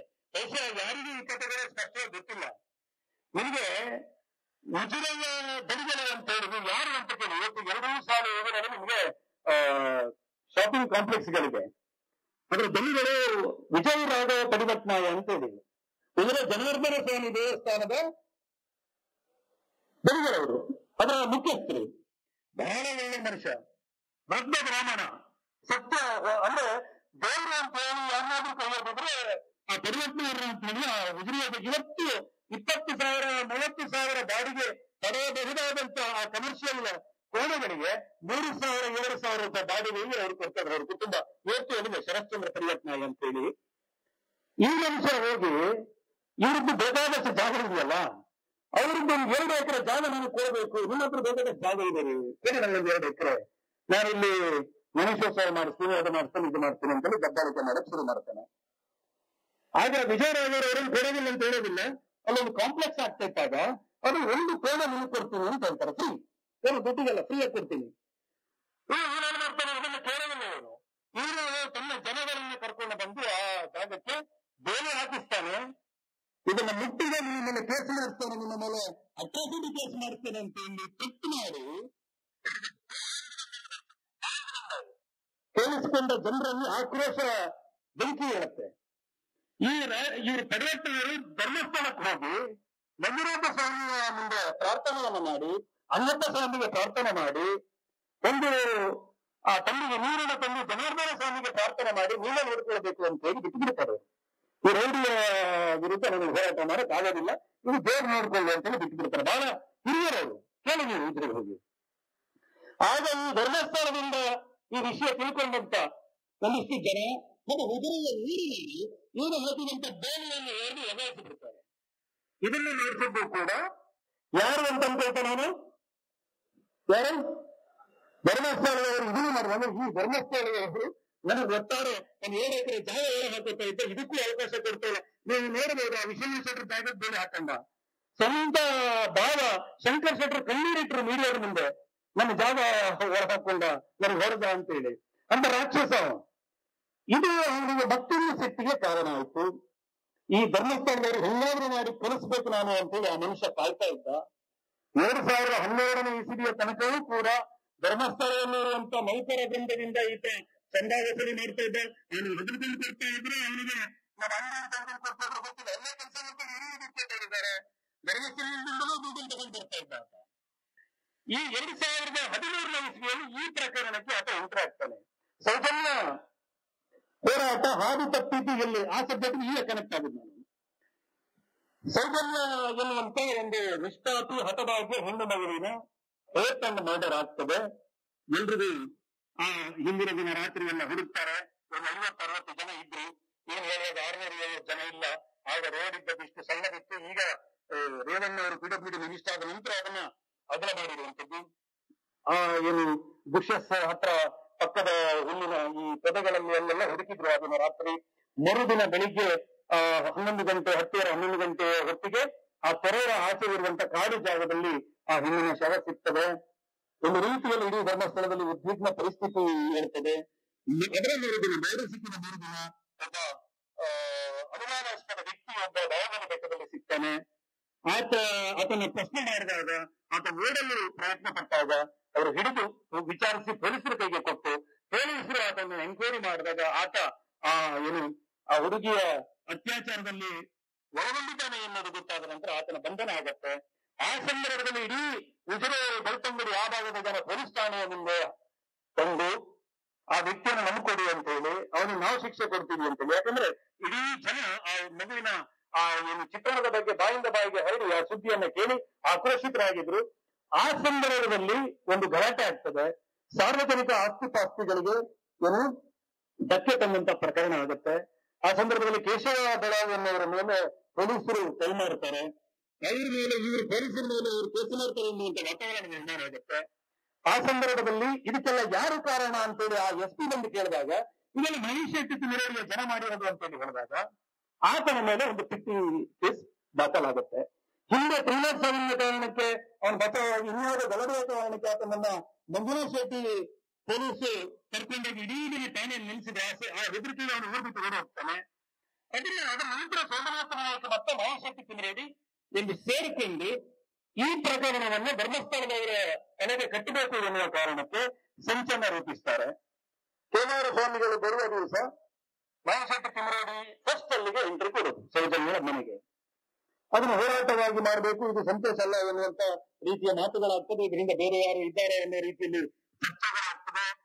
ಪೊಲೀಸ್ ತನಿಖೆ ಬೇಡ, ಸಿಐಡಿ ತನಿಖೆ ಆಗ್ಬೇಕು ಅಂತ ಆಗ್ತದೆ. ಆ ಸಂದರ್ಭದಲ್ಲಿ ಧರ್ಮಾಧಿಕಾರಿಗಳು ಆ ಹಿಂದೆ ಇವರಿಗೆ ಆರ್ಎಸ್ಎಫ್ ಹೋಮ್ ಮಿನಿಸ್ಟರ್ ಅವರಿಗೆ ಅವರೇ ಫೋನ್ ಮಾಡಿ ಇದನ್ನ ಬಹಳ ಪರಿಪೂರ್ಣವಾಗಿ ಕಟ್ಟುನಿಟ್ಟಾಗಿ ಕ್ರಮ ಕೈಗೊಳ್ಳಬೇಕು ಅಂತ ಹೇಳಿ ವೀರೇಂದ್ರ ಹೆಗಡೆಯವರೇ ಕರೆ ಮಾಡಿ ಹೇಳಿರ್ತಾರೆ. ಅದರ ನಂತರ ಸಿಐಡಿ ತನಿಖೆ ಆಗಬೇಕು ಅಂತ ಹೇಳಿದಾಗ ಸರ್ಕಾರಕ್ಕೆ ವೀರೇಂದ್ರ ಹೆಗಡೆಯವರೇ ಒತ್ತಡವನ್ನು ಹಾಕುವಂಥದ್ದು. ಮುಂದೆ ಸಿಬಿಐ ತನಿಖೆ ಆಗಬೇಕು ಅಂದಾಗಲೂ ಕೂಡ ವೀರೇಂದ್ರ ಹೆಗಡೆಯವರೇ ಸರ್ಕಾರಕ್ಕೆ ಪತ್ರವನ್ನು ಬರೆದಿರುವಂಥದ್ದು. ಆ ಪತ್ರಗಳು ಕೂಡ ನಮ್ಮಲ್ಲಿ ಇವೆ, ನಾವು ಸಂಗ್ರಹ ಮಾಡಿವೆ. ಇದರ ನಡುವೆ 1 ವರ್ಷಗಳ ಗ್ಯಾಪ್ ಅನ್ನು ತಗೊಂಡು 2013ರಲ್ಲಿ ಸ್ಟುಡಿಯೋದಲ್ಲಿ ಮಾವ ವಿಠಲಗೌಡ ಮತ್ತೆ ಸೌಜನ್ಯ ಮಗುವಿನ ತಾಯಿ ಕುಸುಮಾವತಿ ಜೊತೆಗೆ ಮಹೇಶ್ ಶೆಟ್ಟಿ ತಿಮ್ಮರೆಡ್ಡಿ ಅವರು ಕಾಣಿಸಿಕೊಂಡು ಅಲ್ಲಿ 4 ಯುವಕರ ಹೆಸರು ಬರುವಂಥದ್ದು. ಒಂದು ನಿಶ್ಚಲ್ ಜೈನ್, ಹರ್ಷೇಂದ್ರ ಕುಮಾರ್ ಅವರ ಮಗ ನಿಶ್ಚಲ್ ಜೈನ್, ಮತ್ತೆ ಧೀರಜ್ ಜೈನ್, ಮಲ್ಲಿಕ್ ಜೈನ್, ಉದಯ್ ಜೈನ್ ಅಂತ ಹೇಳಿ ಧೀರಜ್ ಕೆಲ್ಲ ಅವರೆಲ್ಲ ಜೈನ ಕುಟುಂಬದವರು. ಹಾಗಾಗಿ ಇವರೇ ಮಾಡಿರುವುದು ಎನ್ನುವಂಥದ್ದು ಬರ್ತದೆ. ಅದ್ರ ನಂತರದ ಬೆಳವಣಿಗೆ ಬಹುತೇಕ ನಿಮ್ಗೆಲ್ಲ ಗೊತ್ತಿರಬಹುದು. ಈ ಯಾರು ಸಿಐಡಿ ಅದರ ನಂತರ ಸಾಕ್ಷಿ ಅಂತ ಹೇಳಿ ಕುಟುಂಬದವರನ್ನ ಪರಿಗಣಿಸಿದ್ದಾರೆ, ವಿಕ್ಟಿಮ್ ಕಡೆಯಿಂದ ಸಾಕ್ಷಿ ಅಂತ ಹೇಳಿ ಈ ಸಂತೋಷ್ ಸುಧಾಕರ್ ಶೆಟ್ಟಿಗಾರ ಕುಕ್ಕುಂದವರು ಅಂತೇಳಿ ಅವರ ಮಗ ಸಂತೋಷ್ ಅವನು ಶೃಂಗೇರಿಯ ಶಾರದಾ ಹೋಟ್ನಲ್ಲಿ ರವಿ ಅಂತೇಳಿ ಹೆಸರಲ್ಲಿ ಕೆಲಸ ಮಾಡ್ಕೊಂಡಿದ್ದ. ಸೆಪ್ಟೆಂಬರ್ 30ಕ್ಕೆ ಅವನು ಕೆಲಸ ಮಾಡ್ತಾ ಇಲ್ಲ ಸರಿಯಾಗಿ ಅಂತೇಳಿ ಅವನನ್ನ ಬಿಡಿಸಿ ಅಲ್ಲಿಂದ ಕಳಿಸ್ಕೊಡ್ತಾರೆ. ಅವನು ಅದರ ನಂತರ ಧರ್ಮಸ್ಥಳಕ್ಕೆ ಬಂದು ಅದೇ ಸೌಜನ್ಯರ ನಾವು ವಿಠಲ್ನ ಹೋಟ್ಲಿಂದ ದಿನಕ್ಕೆ 2 ಊಟ ತಗೊಂಡು ಹೋಗ್ತಿದ್ದ ಅನ್ನೋದನ್ನ ಆ ಕಾಲಕ್ಕೆ ಹೇಳಿದವರಿದ್ದಾರೆ. ಅದೇ ದಿವಸ 4:40 ಸುಮಾರಿಗೆ ಅವನನ್ನು ಸೌಜನ್ಯನ ಹಿಂದೆ ಈತ ನಡೆದುಕೊಂಡು ಹೋಗುವುದನ್ನ ನೋಡಿರುವಂತ ಗೋಪಾಲ ಪೂಜಾರಿ ಎನ್ನುವಂತ ಸಾಕ್ಷಿ ಇವತ್ತೂ ಕೂಡ ಅದೇ ಬಿರಿಯಾನಿ ಕೆರೆ ಅದೇ ಬಿರಿಯಾನಿ ಕೆರೆಯಲ್ಲಿ ಇದ್ದಾರೆ. ಅವ್ರು ನೋಡಿದ್ದಾರೆ. ಅವರನ್ನು ಕೂಡ ಆ ಸಾಕ್ಷಿ ಶಕ್ತಿಯಲ್ಲಿ ಇದ್ರೂ ಕೂಡ ನಮ್ಮ ಪಬ್ಲಿಕ್ ಪ್ರಾಸಿಕ್ಯೂಟರ್ ಸಾಕ್ಷಿಯಾಗಿ ಅವರನ್ನ ಪರಿಗಣಿಸೋದಿಲ್ಲ. ಸೌಜನ್ಯನ ಕುಟುಂಬಕ್ಕೆ ಬೇರೆ ಬೇರೆ ವ್ಯಕ್ತಿಗಳನ್ನ ಕಳಿಸಿ ಇದೆಲ್ಲವೂ ಕೂಡ ಇದು ಎಲ್ಲದರ ಹಿಂದೆ ಧರ್ಮಸ್ಥಳದವರ ಕೈವಾಡ ಇದೆ, ಅವನು ಮಾಡ್ಲಿಕ್ಕೆ ಸಾಧ್ಯವೇ ಇಲ್ಲ. ಯಾಕಂದ್ರೆ ಈ ಹಿಂದೆ ಅವರು ಅವನೇ ಮಾಡಿದ್ದೆ ಅಂತ ಹೇಳಿದ್ರು. ಮತ್ತೆ ಅವನ ಎದುರೇ ಅಲ್ಲ ಅನ್ಸುತ್ತೆ ಬೇರೆಯವರು ಇದ್ದಾರೆ ಅಂತ ಹೇಳ್ತಾ ಇದ್ರು. ಯಾವಾಗ ಆ ಟಿವಿಗಳಿಗೆ ಇರುವಂತ ಸಂದರ್ಭದಲ್ಲಿ ಆ ವಿಡಿಯೋಗಳು ಇದೆ ಇದರಲ್ಲೂ ಕೂಡ. ಇದ್ರ ಜೊತೆ ಇನ್ನೂ 3 ಜನ ಇದ್ದಾರೆ.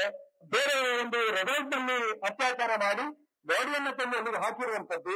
ಅವನನ್ನು ಕೂಡ ಅದರಲ್ಲಿ ಪಾಲುದಾರನ ಹಾಗೆ ಮಾಡುವಾಗ ಅವರಲ್ಲಿ ಬಳಸ್ಕೊಂಡಿದ್ದಾರೆ ಅನ್ನೋ ರೀತಿಯಲ್ಲಿ ಸುಳ್ಳು ಕಥೆಗಳನ್ನ ಅವರ ತಲೆಗೆ ಕಟ್ಟಿ ಬೇರೆ ಬೇರೆ ವ್ಯಕ್ತಿಗಳನ್ನ ಅವರ ಮನೆಗೆ ಕಳಿಸಿ ಒಟ್ಟಾರೆ ಅವರ ಬ್ರೈನ್ ವಾಶ್ ಮಾಡಿ ಇವರ ಕಡೆ ತಿರುಗಿಸ್ಕೊಳ್ತಾರೆ. ಆ ಜೈಲು ಶಿಕ್ಷೆಯ ಸಂದರ್ಭ ಸಂತೋಷ್ ರಾವ್ 3 ಬಾರಿ ಬೇಲಿಗೆ ಅವನ ವಕೀಲರ ಮೂಲಕ ಅರ್ಜಿಯನ್ನು ಹಾಕಿದ್ದಾಗ 3 ಬಾರಿಯೂ ಕೂಡ ಬೇಲ್ ರಿಜೆಕ್ಟ್ ಆಗಿರುತ್ತೆ. ಅವರಿಗೆ ಯಾವಾಗ ಬೇಲಾಗತ್ತೆ ಕೇಳಿದ್ರೆ ಇಲ್ಲಿ ಟ್ರಯಲ್ ಸ್ಟಾರ್ಟ್ ಆದಾಗ ವಿಕ್ಟಿಮ್ ಕಡೆಯವರೇ ಹೋಗಿ ಯಾರು ಸೌಜನ್ಯಳ ಮಾವ ಮತ್ತೆ ಸೌಜನ್ಯಳ ತಂದೆ ಇನ್ನೊಬ್ಬ ಪುರಂದರ್ ಅಂತ ಇನ್ನೊಬ್ಬ ಮಾವ ಕುಟುಂಬದ ಕಡೆಯವರು ಒಟ್ಟು 7 ಜನ ಯಾರು ಸಾಕ್ಷಿ ಅಂತೇಳಿ ಸಿಬಿಐ ಎಂಕ್ವೈರಿ ಮಾಡಿ ಕೋರ್ಟಿಗೆ ಚಾರ್ಜ್ ಶೀಟ್ ಅನ್ನು ಹಾಕಿತ್ತು ಅವರಲ್ಲಿ ವಿರುದ್ಧ ಸಾಕ್ಷಿಯನ್ನು ವಿಟ್ನೆಸ್ ಹಾಸ್ಟೆಲ್ ಅಂತೇಳಿ ಕಾನೂನಿನ ಪರಿಭಾಷೆಯಲ್ಲಿ ಕರೀತಾರೆ. ಆ ನಂತರ ಆ ಬೇಸನ್ನ ಇಟ್ಕೊಂಡು ಅವನಿಗೆ ಇಲ್ಲಿ ಬೇಲನ್ನು ಕೊಡಬೇಕು. ಯಾಕಂದ್ರೆ ಸಂತ್ರಸ್ತೆಯ ಕುಟುಂಬದವರೇ ಆತ ನಿರಪರಾಧಿ ಎನ್ನುವ ರೀತಿಯಲ್ಲಿ ಸಾಕ್ಷಿಯನ್ನ ಹೇಳಿದ್ದಾರೆ. ಹಾಗಾಗಿ ಆತ ನಿರಪರಾಧಿ ಇರಬಹುದು ಅಂತೇಳಿ ಆ ಬೇಸ್ ಮೇಲೆ ಅವನಿಗೆ ಜಿತೇಂದ್ರ ಕುಂದೇಶ್ವರ ಆ ಬೇಸ್ ಮೇಲೆ ಅವನಿಗೆ ಬೇಲ್ ಮಂಜೂರಾದಂತದ್ದು. 6 ವರ್ಷ ಶಿಕ್ಷೆಯನ್ನು ಅನುಭವಿಸಿದ ಸಂತೋಷ ಅದರ ಕಾರಣಕ್ಕೆ ಬಿಡುಗಡೆ ಆಗ್ತಾನೆ. ಇನ್ನು ನಾವು ಮತ್ತೆ ನಮ್ಮ ಸ್ನೇಹಿತರು ನಾವು ಅಲ್ಲಿ ಹೋದಾಗ ನಮಗೆ ಬಹಳ ಗೊಂದಲಕರವಾದಂತ ಒಂದು ಹೇಳಿಕೆಗಳನ್ನು ಅವರು ಕೊಡ್ತಾರೆ. ಹೇಳ್ತಾರೆ ನಮ್ಗೆ ಮತ್ತೆ ಕಮ್ಯುನಿಸ್ಟ್ ಪಾರ್ಟಿಯವರು ನಮಗೆ ಗಟ್ಟಿಯಾಗಿ ನಿಂತದ್ದು ಅಂತ ಹೇಳಿ ದುರ್ದೈವವಶಾತ್ ಆಗ ನಾವು ವಿಡಿಯೋ ಮಾಡಲಿಕ್ಕೆ ತಯಾರು ಮಾಡಿರಲಿಲ್ಲ. ಮಾಡ್ಕೊಂಡಿದ್ರಲ್ಲಿ ಅಲ್ಲಿ ಹೇಗೆ ನಾವು ಮಾತಾಡ್ತಾ ಅವ್ರ ಮನೆಗೆ ಹೋಗಿ ಅವ್ರ ತಾಯಿಯನ್ನ ಮಾತಾಡಿಸಿ ಅವರ ಮಾವನನ್ನ ಮಾತಾಡಿಸಿ ಅವರ ಅಜ್ಜನನ್ನ ಮಾತಾಡಿಸಿ ಇಲ್ಲದ ಹೋರಾಟ ಮಾಡ್ತಾ ಇದ್ರಾಗ ವಿಠಲ್ಗೌಡರು ಅವ್ರು ಬೇಕು ಅಂತ ಹೇಳಿ ಅವ್ರ ಹತ್ರ ಹೋದಾಗ ಸರ್ ನಿಮ್ಗೆ ಯಾರೆಲ್ಲ ಸಪೋರ್ಟ್ ಮಾಡಿದ್ರು ಏನು ಬಿಜೆಪಿ ಅವ್ರನ್ನ ಸಪೋರ್ಟ್ ಮಾಡ್ಲಿಲ್ವಾ ಅಂತ ಕೇಳಿದೆ. ಅವ್ರು ಮಾಡ್ಲಿಲ್ಲ, ನಮ್ಗೆ SDP ಅವರು ಮಾಡಿದ್ದಾರೆ, ಕಮ್ಯುನಿಸ್ಟ್ ಅವರು ಮಾಡಿದ್ದಾರೆ, ಇನ್ನು ಸ್ವಲ್ಪ ಕಾಂಗ್ರೆಸ್ ಅವರು ಮಾಡಿದ್ದಾರೆ ಅಂತ ಹೇಳಿದ್ದಾರೆ. ಆಮೇಲೆ ಹಾಗೆಲ್ಲ ಮಾತಾಡಿದ್ಮೇಲೆ ಅವನನ್ನ ನಾವು ಇಂಟ್ರ್ಯೂ ಮಾಡಿದೀವಿ, ಅದರಲ್ಲಿ ಕೂಡ ರೆಕಾರ್ಡ್ ಆಗಿದೆ. ನಮ್ಗೆ 1.5 ಕೋಟಿ ತನಕ ನಾವು ಖರ್ಚು ಮಾಡಿದೀವಿ ಅಂತ ಹೇಳ್ತಾನೆ. ನಾನು ಹೇಳ್ತೇನೆ ಸಂತ್ರಸ್ತರ ಕಡೆ ಖರ್ಚು ಮಾಡಕ್ ಬರೋದಿಲ್ಲ, ನಿಮ್ಗೆ ಏನು ಸರ್ಕಾರವೇ ಏನ್ ಪ್ರಾಸಿಕ್ಯೂಟರ್ನ ನೇಮಕ ಮಾಡಿರ್ತದೆ, ಪಬ್ಲಿಕ್ ಪ್ರಾಸಿಕ್ಯೂಟರ್ ಇರ್ತಾರೆ ಅಂತೆಲ್ಲ ಕ್ರಾಸ್ ಕ್ವೆಶ್ಚನ್ ಕೇಳ್ತಾ ಹೋದಾಗ ಪಬ್ಲಿಕ್ ಪ್ರಾಸಿಕ್ಯೂಟರ್ಗೆ ಇಟ್ಕೊಟ್ಟಿದ್ದೀವಿ ಅಂತ ಹೇಳಿ ಹೇಳ್ತಾನೆ. ಮಾಹಿತಿ ಕೊಡ್ತಾಗ ನಮ್ಮವರೇ ಅಂತ ಹೇಳ್ತಾನೆ. ಈ ವಿರುದ್ಧ ಮತ್ತೆ ಪರ ಇರುವ 2 ವಕೀಲರು ಈ 1 ದಿವಸ ಕೂಟದ ಒಳಗಡೆ ಇದ್ರು. ನಮ್ಗೆ ಅದರ ನಂತರ ಬಂದ ಮಾಹಿತಿ ಈ ಮಾಹಿತಿ ಕೊಡ್ತಾಗ ಮತ್ತೆ ಪಬ್ಲಿಕ್ ಪ್ರಾಸಿಕ್ಯೂಟರ್ ಮತ್ತು ಈ ದುಷ್ಟ ಕೂಟದ 2 ಸದಸ್ಯರು ಇಲ್ಲಿ ಹೋಟೆಲ್ ನಲ್ಲಿ ಹಿಂದೆ ಮೀಟಿಂಗ್ ಮಾಡಿಬಿಟ್ಟಿದ್ದಾರೆ. ಇವತ್ತಿನ ತನಕ ಪಬ್ಲಿಕ್ ಪ್ರಾಸಿಕ್ಯೂಟರ್ ಕೇರಳದಿಂದ ಬಂದಂತ ವ್ಯಕ್ತಿ ನಾನು ಸಿಬಿಐಯಿಂದ ನಿಮ್ಗೊಂದು ನೋಟಿಸ್ ಬರುತ್ತೆ, ನನಗೆ ನೀವು ಸಾಕ್ಷಿ ಕೊಡಿ, ನಿಮ್ಮ ಹತ್ರ ರೆಕಾರ್ಡ್ ಇದೆಯಾ ಅಂತ ಕೇಳಿದಾಗ ನಾನು ಸಿಬಿಐ ಸರ್ಕಲ್ ಇನ್ಸ್ಪೆಕ್ಟರ್ಗೆ ದಾಖಲೆಯನ್ನು ಕೂಡ ನಾನು ಹಾರ್ಡ್ ಡಿಸ್ಕ್ ಅನ್ನ ಕೊಟ್ಟು ಕಳಿಸಿದ್ದೀನಿ ಅವರಿಗೆ. ಇವತ್ತಿನ ತನಕ ನನ್ನನ್ನ ಪ್ರಶ್ನೆ ಮಾಡಲಿಲ್ಲ, ನನ್ನ ಮೇಲೆ ಕೇಸನ್ನು ಸಹ ದಾಖಲೆ ಮಾಡಲಿಲ್ಲ. ಯಾಕಂದ್ರೆ 100ಕ್ಕೆ 200% ಪಬ್ಲಿಕ್ ಪ್ರಾಸಿಕ್ಯೂಟರ್ ಇವರು ಕೈದು ಮಾಡಿ ಇಡೀ ಆ ಹೋರಾಟದ ದಿಕ್ಕನ್ನು ತಪ್ಪಿಸಿದ್ದು ಇವರು ಪಬ್ಲಿಕ್ ಪ್ರಾಸಿಕ್ಯೂಟರ್ ಮೂಲಕ ಇರುವ ಎಲ್ಲಾ ಸಾಕ್ಷಿ ಆಧಾರಗಳನ್ನ ಕೋರ್ಟಿಗೆ ಸಬ್ಮಿಟ್ ಮಾಡದೆ ಆ ಸಂತೋಷ್ ಶೆಟ್ಟಿಗಾರ್ ಎನ್ನುವಂತ ಸಂತೋಷ್ ರಾವ್ ಎನ್ನುವಂತ ವ್ಯಕ್ತಿ ಈ ಪ್ರಕರಣದಲ್ಲಿ ಬೆನಿಫಿಟ್ ಆಫ್ ಡೌಟ್ ಅಡಿಯಲ್ಲಿ ಬಚಾವಾಗಿ ಹೊರಗಡೆ ಬರುವಂತದ್ದು. ನೀವು ಇವತ್ತು ಅವರು ಸಾಕಿದ ಯೂಟ್ಯೂಬರ್ಗಳು ಹೇಳುವ ಪ್ರಕಾರ ಆತನೊಬ್ಬ ನಿರಪರಾಧಿ ಅಂತೇಳಿ ಕೋರ್ಟ್ ಹೇಳಿದೆ ಅಂತ ಹೇಳ್ತೇವೆ. ಆ ಕೋರ್ಟ್ಸ್ ಅನ್ನ ಅಥವಾ ಆ ಜಡ್ಜ್ಮೆಂಟ್ ಕಾಪಿಯ ಆರ್ಡರ್ ಶೀಟ್ ಅನ್ನ ಯಾರಾದ್ರೂ ನಮಗೆ ತಂದುಕೊಡಿ. ನೀವು ಬೆನಿಫಿಟ್ ಆಫ್ ಡೌಟ್ ಅಂತೇಳಿ ಬಹಳ ಸ್ಪಷ್ಟವಾಗಿ ಕೋರ್ಟ್ ಹೇಳಿದೆ. ನಿಮಗೆ ರೇಖಾ ಅಂತೇಳಿ ಒಂದು ನ್ಯಾಯಪೀಠ ಅವರು ಇದನ್ನು ವಿಚಾರಣೆ ಮಾಡುವ ಸಂದರ್ಭದಲ್ಲಿ ಆ ಜಡ್ಜ್ಮೆಂಟ್ ಕಾಪಿಯಲ್ಲಿ ಅವರು ಬರೀತಾರೆ, ಸೋಮನಾಥ್ ನಾಯಕ್ ಎನ್ನುವಂತ ವ್ಯಕ್ತಿ ನನಗೆ ಧರ್ಮಸ್ಥಳದ ಮೇಲೆ ಇತರ ಆರೋಪಗಳಿವೆ ಅನ್ನೋ ರೀತಿಯಲ್ಲಿ ಒಂದು ಪತ್ರವನ್ನು ಬರೆದಿದ್ದಾರೆ ಅಂತ ಹೇಳಿ ಅವರು ಉಲ್ಲೇಖ ಮಾಡ್ತಾರೆ. ಇದರ ಅರ್ಥ ನ್ಯಾಯಮೂರ್ತಿಗಳ ಮೇಲೂ ಕೂಡ ಪ್ರಭಾವ ಬೀರುವಂತಹ ಪ್ರಯತ್ನವನ್ನು ಇವರು ಮಾಡಿದ್ರು. ನಮ್ಮ ಸಮಯದ ಮಿತಿಯನ್ನು ನೆನಪಿಸಬೇಕು, ಮಾಡಿದ್ರು.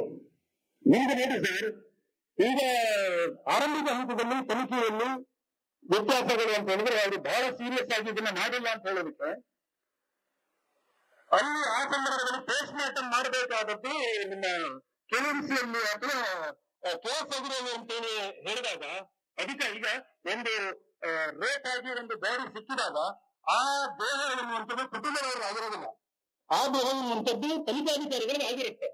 ತನಿಖಾಧಿಕಾರಿಗಳು ಕೇಳಿದಾಗ ಆ ಸಂದರ್ಭದಲ್ಲಿ ಚೈತನ್ಯರ ಕುಟುಂಬದವರು ದೇಹ ಸಿಕ್ಕಿರೋದು 16 ಗಂಟೆ ಆದ ನಂತರ ನಮ್ಮ ಮಗುವಿನ ಬಾಡಿ ಸಿಕ್ಕಿದೆ, ಇಷ್ಟು ಕೆಟ್ಟ ರೀತಿಯಲ್ಲಿ ಆ ಮಗುವಿನ ಮೇಲೆ ದೌರ್ಜನ್ಯ ಆಗಿದೆ, ನೀವು ಇಲ್ಲಿ ಬಾಡಿ ಕೊಡಲಿಕ್ಕೆ ಸರಿಯಾಗಿದೆ, 16 ಗಂಟೆ ಆಗಿದೆ ದೇಹ ಸಿಗುವಾಗ ಇಲ್ಲಿ ನೋಡೋದು ಮಾಡ್ಲಿಕ್ಕೆ ನಮ್ಗೆ ಉಪಯೋಗ, ನೀವು ಏನು ಮಾಡ್ತೀರಾ ಏನು ಮಾಡಿ ಹೇಳ್ತೀರ ಇದು ಅಲ್ಲ ಅಂತ ಅವರೆಲ್ಲ ವಾದ ಮಾಡಲಿ. ಆ ರೀತಿಯಲ್ಲಿ ಒತ್ತಡವನ್ನು ಹಾಕಿದಾಗ ಆ ಒಂದು ಸ್ಥಳೀಯ ಆಸ್ಪತ್ರೆಯಲ್ಲಿ ಮಹಿಳಾ ವೈದ್ಯಾಧಿಕಾರಿಣಿ ಇಲ್ಲದಿದ್ದಾಗಿಯೂ ಕೂಡ ಪಕ್ಕದ ಒಂದು ಸರ್ಕಾರಿ ಆಸ್ಪತ್ರೆಯಿಂದ ರಶ್ಮಿಯನ್ನು ವೈದ್ಯಾಧಿಕಾರಿಯನ್ನ ಕರ್ಕೊಂಡು ಬಂದು ಡಾಕ್ಟರ್ ಆಡಮ್ ಎನ್ನುವಂತ ವ್ಯಕ್ತಿ ಅವರಿಬ್ರು ಸೇರಿ ಪೋಸ್ಟ್ ಮಾರ್ಟಮ್ ಮಾಡಿರೋದು. ಅವತ್ತು ಪೋಸ್ಟ್ ಮಾರ್ಟಮ್ ಅನ್ನ ಕೇಳಿಸ್ಕೋಬೇಕು ಸ್ಪಷ್ಟವಾಗಿ. ಅದನ್ನ ಕೆಎಂಸಿಯಲ್ಲಿ ಅಥವಾ ಕೇಸಾಗಿರೆಯಲ್ಲಿ ನುರಿತ ತಜ್ಞ ವೈದ್ಯರ ಸಮ್ಮುಖದಲ್ಲಿ ಅವತ್ತು ಬಾಡಿ ಎಕ್ಸಾಮ್ ಇನ್ನು ಪೋಸ್ಟ್ ಮಾರ್ಟಮ್ ಆಗಿದ್ರೆ ಈ ಸಮಸ್ಯೆ ಆಗ್ತಿಲ್ಲ. ಅವನು ಎಂತ ತಲೆಕೆಟ್ಟ ಡಾಕ್ಟರ್ ಅಂತ ಹೇಳಿದ್ರೆ ಡಾಕ್ಟರ್ ಆಡಮ್ ಆ ಸಂತೋಷ ಅವನ ಬಾಡಿ ಎಕ್ಸಾಮ್ ಇಂದ ಮಾಡಲಿಲ್ಲ. ಅವನು ಸಾಧ್ಯ ಇದೆ ಅದು, ಅವನು ಬಾಡಿ ಎಕ್ಸಾಮ್ ಮಾಡಿಲ್ಲ. ಪೊಲೀಸರು ಆಮೇಲೆ ಅವನನ್ನ ಕೇಸಾಗಿರೆಗೆ ಕಳಿಸ್ತಾರೆ. Doctor Mahabalesh Shetty forensic doctor 40,000 ಈ ಸರ್ಟಿಫಿಕೇಟ್ ಕೊಟ್ಟಂತ ಈ ರಾಜ್ಯದ ಒಬ್ಬ ಶ್ರೇಷ್ಠ ವೈದ್ಯಾಧಿಕಾರಿಯವರು ಅವರು ಆತನ ಬಾಡಿ ಎಕ್ಸಾಮಿನ್ ಮಾಡುವಾಗ ಅವನ ದೇಹದ ಮೇಲೆ 17 ಗಾಯಗಳು ಕಾಣಿಸ್ತದೆ. 17 ಗಾಯಗಳನ್ನು 3 ವಿಭಾಗಗಳನ್ನು ಮಾಡ್ತಾರೆ. 72 ಗಂಟೆಯ ಹಿಂದಿನ ಗಾಯಗಳು, 48 ಗಂಟೆಯ ಹಿಂದಿನ ಗಾಯಗಳು ಮತ್ತೆ ಹಳೆಯ ಗಾಯಗಳು ಅಂತ 3 ವಿಭಾಗ. ನಿಮಗೆ 48 ಗಂಟೆಯ ಹಿಂದಿನ ಗಾಯಗಳು ಅಂತೇಳಿ ಬಂದಾಗ ಪೊಲೀಸರ ಮತ್ತು ಆ ಪಬ್ಲಿಕ್ಕಿನ ಕೈಗೆ ಆತ ಸಿಕ್ಕಾಗ ಆತನಿಗೆ ಗುಟ್ಟಿದಂತಹ, ಆತನಿಗೆ ಹೊರದಂತ ನೀಲಿಗಟ್ಟಿದ ರಕ್ತ ನೀಲಿಗಟ್ಟಿದಂತ ಗಾಯಗಳು. ನಾನು ಹೇಳೋದು ಅರ್ಥ ಆಗ್ತಿದೆ ನಿಮ್ಗೆ? ಅರ್ಥ ಆಗ್ತಿದ್ದೀನಿ. 72 ಗಂಟೆಯ ಹಿಂದಿನ ಟೈಮಿಂಗ್ ಮಾಹಿತಿ ಬೃಹತ್ತರ ಮೆಡಿಕಲ್ ಎವಿಡೆನ್ಸ್ ಇದೆ ನಮ್ಮ ಹತ್ರ, ಚಾರ್ಜ್ ಶೀಟ್ ಅಲ್ಲಿದೆ. ಯಾರು ಜಜ್ಮೆಂಟ್ ಆರ್ಡರ್ ಕಾಪಿಯನ್ನು ಓದ್ಕೊಂಡು ವಾದ ಮಾಡ್ತಾರೆ ಅವರಿಗೆ ಯಾರು ಅರ್ಥ ಆಗಲ್ಲ. ಎಲ್ಲ ಸಾಕ್ಷಿ ಆಧಾರ ಪುರಾವೆಗಳು ಇಲ್ಲಿ ವಕೀಲರಿದ್ದಾರೆ, ಎಲ್ಲವೂ ಇರೋದು ಚಾರ್ಜ್ ಶೀಟ್ ನಲ್ಲಿ. ಆ 72 ಗಂಟೆಯ ಹಿಂದಿನ ಗಾಯಗಳನ್ನ ನಾವು ಮ್ಯಾಚ್ ಮಾಡಿದಾಗ ಆ ಸೌಜನ್ಯ ಎನ್ನುವಂತಹ ಮಗು ಅತ್ಯಾಚಾರಕ್ಕೆ ಒಳಗಾದಂತ ಟೈಮಿಗೆ ಬಂದದು ಮ್ಯಾಚ್ ಆಗುತ್ತೆ. ಹಣೆಯ ಮೇಲೆ ಉಗುರಿನಿಂದ ಪರಿಚಿದ ಗಾಯ, ಬೆನ್ನಿನ ಮೇಲೆ ಉಗುರಿನಿಂದ ಪರಿಚಿದಂತ ಗಾಯ, ಆ ಹುಡುಗಿಯ ದೇಹ ಹಗ್ಗದಿಂದ ಆ ಹುಡುಗಿಯ ಏನು ಶಾಲೆಗೆ ಕಟ್ಟಿದ್ದಾರೆ, ವೇಲ್ಗೆ ಹಾಕಿ ಒಂದು ಕೈಯನ್ನು ಮಾತ್ರ ಕಟ್ಟಿದೆ. ಆ ಹುಡುಗಿಯ ಏನು ಟ್ಯಾಗ್ ಇದೆಯಲ್ಲ, ಇದು ಕಾಲೇಜ್ ಐಡೆಂಟಿಟಿ ಕಾರ್ಡ್ ಹಾಕೊಂಡಿರೋ ಟ್ಯಾಗ್ ಅಲ್ಲಿ ಕೊರಳನ್ನು ಜೂರಿದ ಕಾರಣಕ್ಕೆ ಆ ಒತ್ತಡದ ನಡುವೆ ಅವರಿಗೆ ಪ್ರಾಣ ಬಿಟ್ಟಿರುವಂತದ್ದು. ಇವನ ಬಾಡಿ ಎಕ್ಸಾಮಿನ್ ಮಾಡಿದಾಗ ಈತನಿಗೆ ಸಿನೋಸಿಸ್ ಅಂತ ಹೇಳಿ ಒಂದು ಲೈಂಗಿಕವಾದ ಸಮಸ್ಯೆ ಇತ್ತು ಅಂತೇಳಿ ಅವ್ರಿಗೆ ಗೊತ್ತಾಗತ್ತೆ.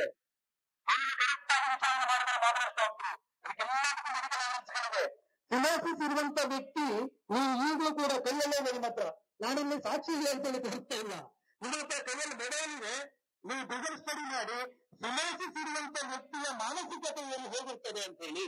ಆತ ಲೈಂಗಿಕವಾಗಿ ಕೀಳರಿಮೆಯಲ್ಲಿರ್ತಾನೆ, ಆತನಿಗೆ ಲೈಂಗಿಕ ಕ್ರಿಯೆಯನ್ನು ಸರಾಗವಾಗಿ ನಡೆಸಲಿಕ್ಕಾಗೋದಿಲ್ಲ.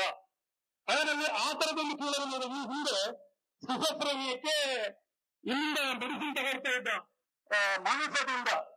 ಮಾನಸ ಅಶೋಕ್ತವ್ರ ಹತ್ರ ಮೆಡಿಸಿನ್ ತಗೊಳ್ತಿದ್ದ, ಅದ್ರ ನಂತರ ಬಿಡ್ತಾನೆ. ಅವ್ನಿಗೆ ಈ ತರದೆಲ್ಲ ಸಮಸ್ಯೆಗಳು. ಅದ್ರ ಜೊತೆಗೆ ಇವನಿಗೆ ಸಿನೋಸಿಸ್ ಇತ್ತು. ಸಿನೋಸಿಸ್ ಇರುವಂತ ವ್ಯಕ್ತಿ 17 ವರ್ಷದ ಹುಡುಗಿಯಲ್ಲಿ ಅವಳ ಮೇಲೆ ಲೈಂಗಿಕ ದೌರ್ಜನ್ಯವನ್ನು ಎಸಗಲಿಕ್ಕೆ ಹೋದಾಗ ಅವನಿಗೆ ಅಲ್ಲಿ ನೋವುಂಟಾಗಿ ಆತ ಬೆದ್ದೋಡಾಗ್ತಾನೆ.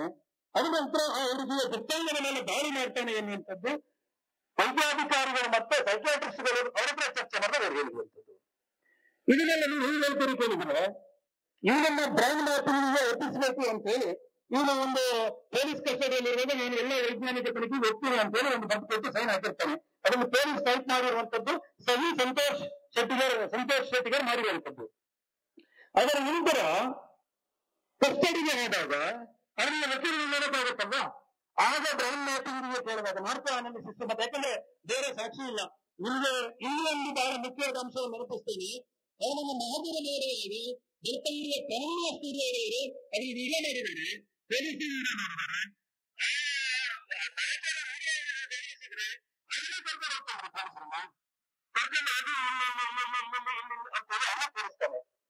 ಇವನು ಏನು ಪ್ರಿಸನ್ನಲ್ಲಿರುವಾಗ ಅವನಲ್ಲಿ ಬ್ರೌನ್ ಮ್ಯಾಪಿಂಗ್ ಕೇಳಿದಾಗ ವಕೀಲರ ಸಲಹೆ ಮೇರೆಗೆ ಆತ ನಾನು ಯಾವುದೇ ಅಪರಾಧದಲ್ಲಿ ಪಾಲ್ಗೊಂಡಿಲ್ಲ ಮತ್ತು ಯಾವುದೇ ವೈಜ್ಞಾನಿಕ ತನಿಖೆಗೆ ನಾನು ಒಪ್ಪೋದಿಲ್ಲ ಅಂತೇಳಿ ಅವನು ಸ್ಪಷ್ಟವಾಗಿ ಬರೆದುಕೊಟ್ಟಿದ್ದಾನೆ. ಅದು ಚಾರ್ಜ್ ಶೀಟ್ ಅಲ್ಲಿ ಇದೆ. ಅವರ ನಂತರ ಏನಾಗುತ್ತೆ ಕೇಳಿದ್ರೆ, ಅದರ ನಂತರ ರಿಪಾಲಿ ಡಾಕ್ಟರ್ ಸೆಂಟ್ರಲ್ ಸಿಬಿಐಯಿಂದ ಬಂದು ಆತನನ್ನು ಅವರು ಸೈಕಿಯಾಟ್ರಿಸ್ಟ್ ಅವರು ಎಂಕ್ವೈರಿ ಮಾಡ್ತಾರೆ ಅವರನ್ನ ಪ್ರಿಸನ್ ಅಲ್ಲಿ. ಆಗ ಒಂದೇ ಕ್ವೆಶನ್ ಕೇಳ್ತಾರೆ. ಆಗ ಆತ ತಪ್ಪಿತಸ್ಥ ಅಂತ ಮಾತಾಡ್ತಾನೆ. ಅದನ್ನು ಬಹಳ ಕ್ಲಿಯರ್ ಆಗಿ ರೆಕಾರ್ಡ್ ಮಾಡಿದ್ದಾರೆ, ದಾಖಲು ಮಾಡಿದ್ದಾರೆ. ಆತ ಹೆಂಗಲ್ಲಿಂದ ತಗೊಂಡೋಗೋನು ಅಂತ ಕೇಳಿದಾಗ ಅಲ್ಲಿ ಡೀಪ್ ಪರ್ಮಿಟ್ ಅಂತ ಹೇಳ್ತಾರೆ, ಅಲ್ಲಿ ನೀರಿತ್ತು ಅಂತ ಅವ್ರು ಕೇಳ್ತಾರೆ, ಅಲ್ಲಿ ನೀರು ಇಲ್ಲ ಅಂಕಲ್ ತನಕ ಮಾತ್ರ ನೀರಿತ್ತು ಅಂತ ಹೇಳ್ತಾನೆ. ಇದೆಲ್ಲ ದಾಖಲೆ ಇರುವಂತದ್ದು. ಈ ಯಾವ ಎವಿಡೆನ್ಸ್ ಕೂಡ ಪಬ್ಲಿಕ್ ಪ್ರಾಸಿಕ್ಯೂಟರ್ ಜಡ್ಜಸ್ ಸ್ಟೇಟ್ ಅಲ್ಲಿಗೆ ಕೊಟ್ಟು ಸ್ಪಷ್ಟವಾಗಿ ಮನವರಿಕೆ ಮಾಡಿಕೊಳ್ಳಬೇಕಿತ್ತು ಬರಬೇಕು ಅಂದ್ರೆ ಕರೆಕ್ಟ್ ಅಲ್ವಾ?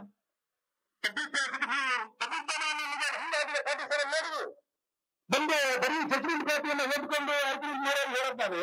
ಏನ್ ಆ ದಿವಸ ರೀಕ್ರಾಸ್ ಎಕ್ಸಾಮಿನ್ ಮಾಡಬೇಕಾದ ದಿವಸ ಪಬ್ಲಿಕ್ ಪ್ರಾಸಿಕ್ಯೂಟರ್ ಕೋರ್ಟ್ಗೆ ಅಟೆಂಡ್ ಆಗೋದಿಲ್ಲ.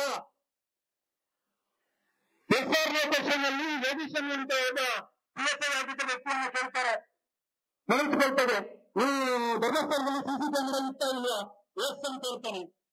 ಜಡ್ಜಸ್ ಕರೆದ ನೆಕ್ಸ್ಟ್ ಕನ್ವಿನ್ಸ್ ಮಾಡಿದವನು, ಧರ್ಮಸ್ಥಳದ ಪ್ರಕೃತಿ ಚಿಕಿತ್ಸಾ ಕೇಂದ್ರದಲ್ಲಿ ಸಿಸಿ ಕ್ಯಾಮೆರಾ ಇತ್ತು, ಆದ್ರೂ ಅದರ ಫುಟೇಜ್ ಕಲೆಕ್ಟ್ ಮಾಡ್ಕೊಂಡು ಅಂತ ಹೇಳ್ತಾರೆ.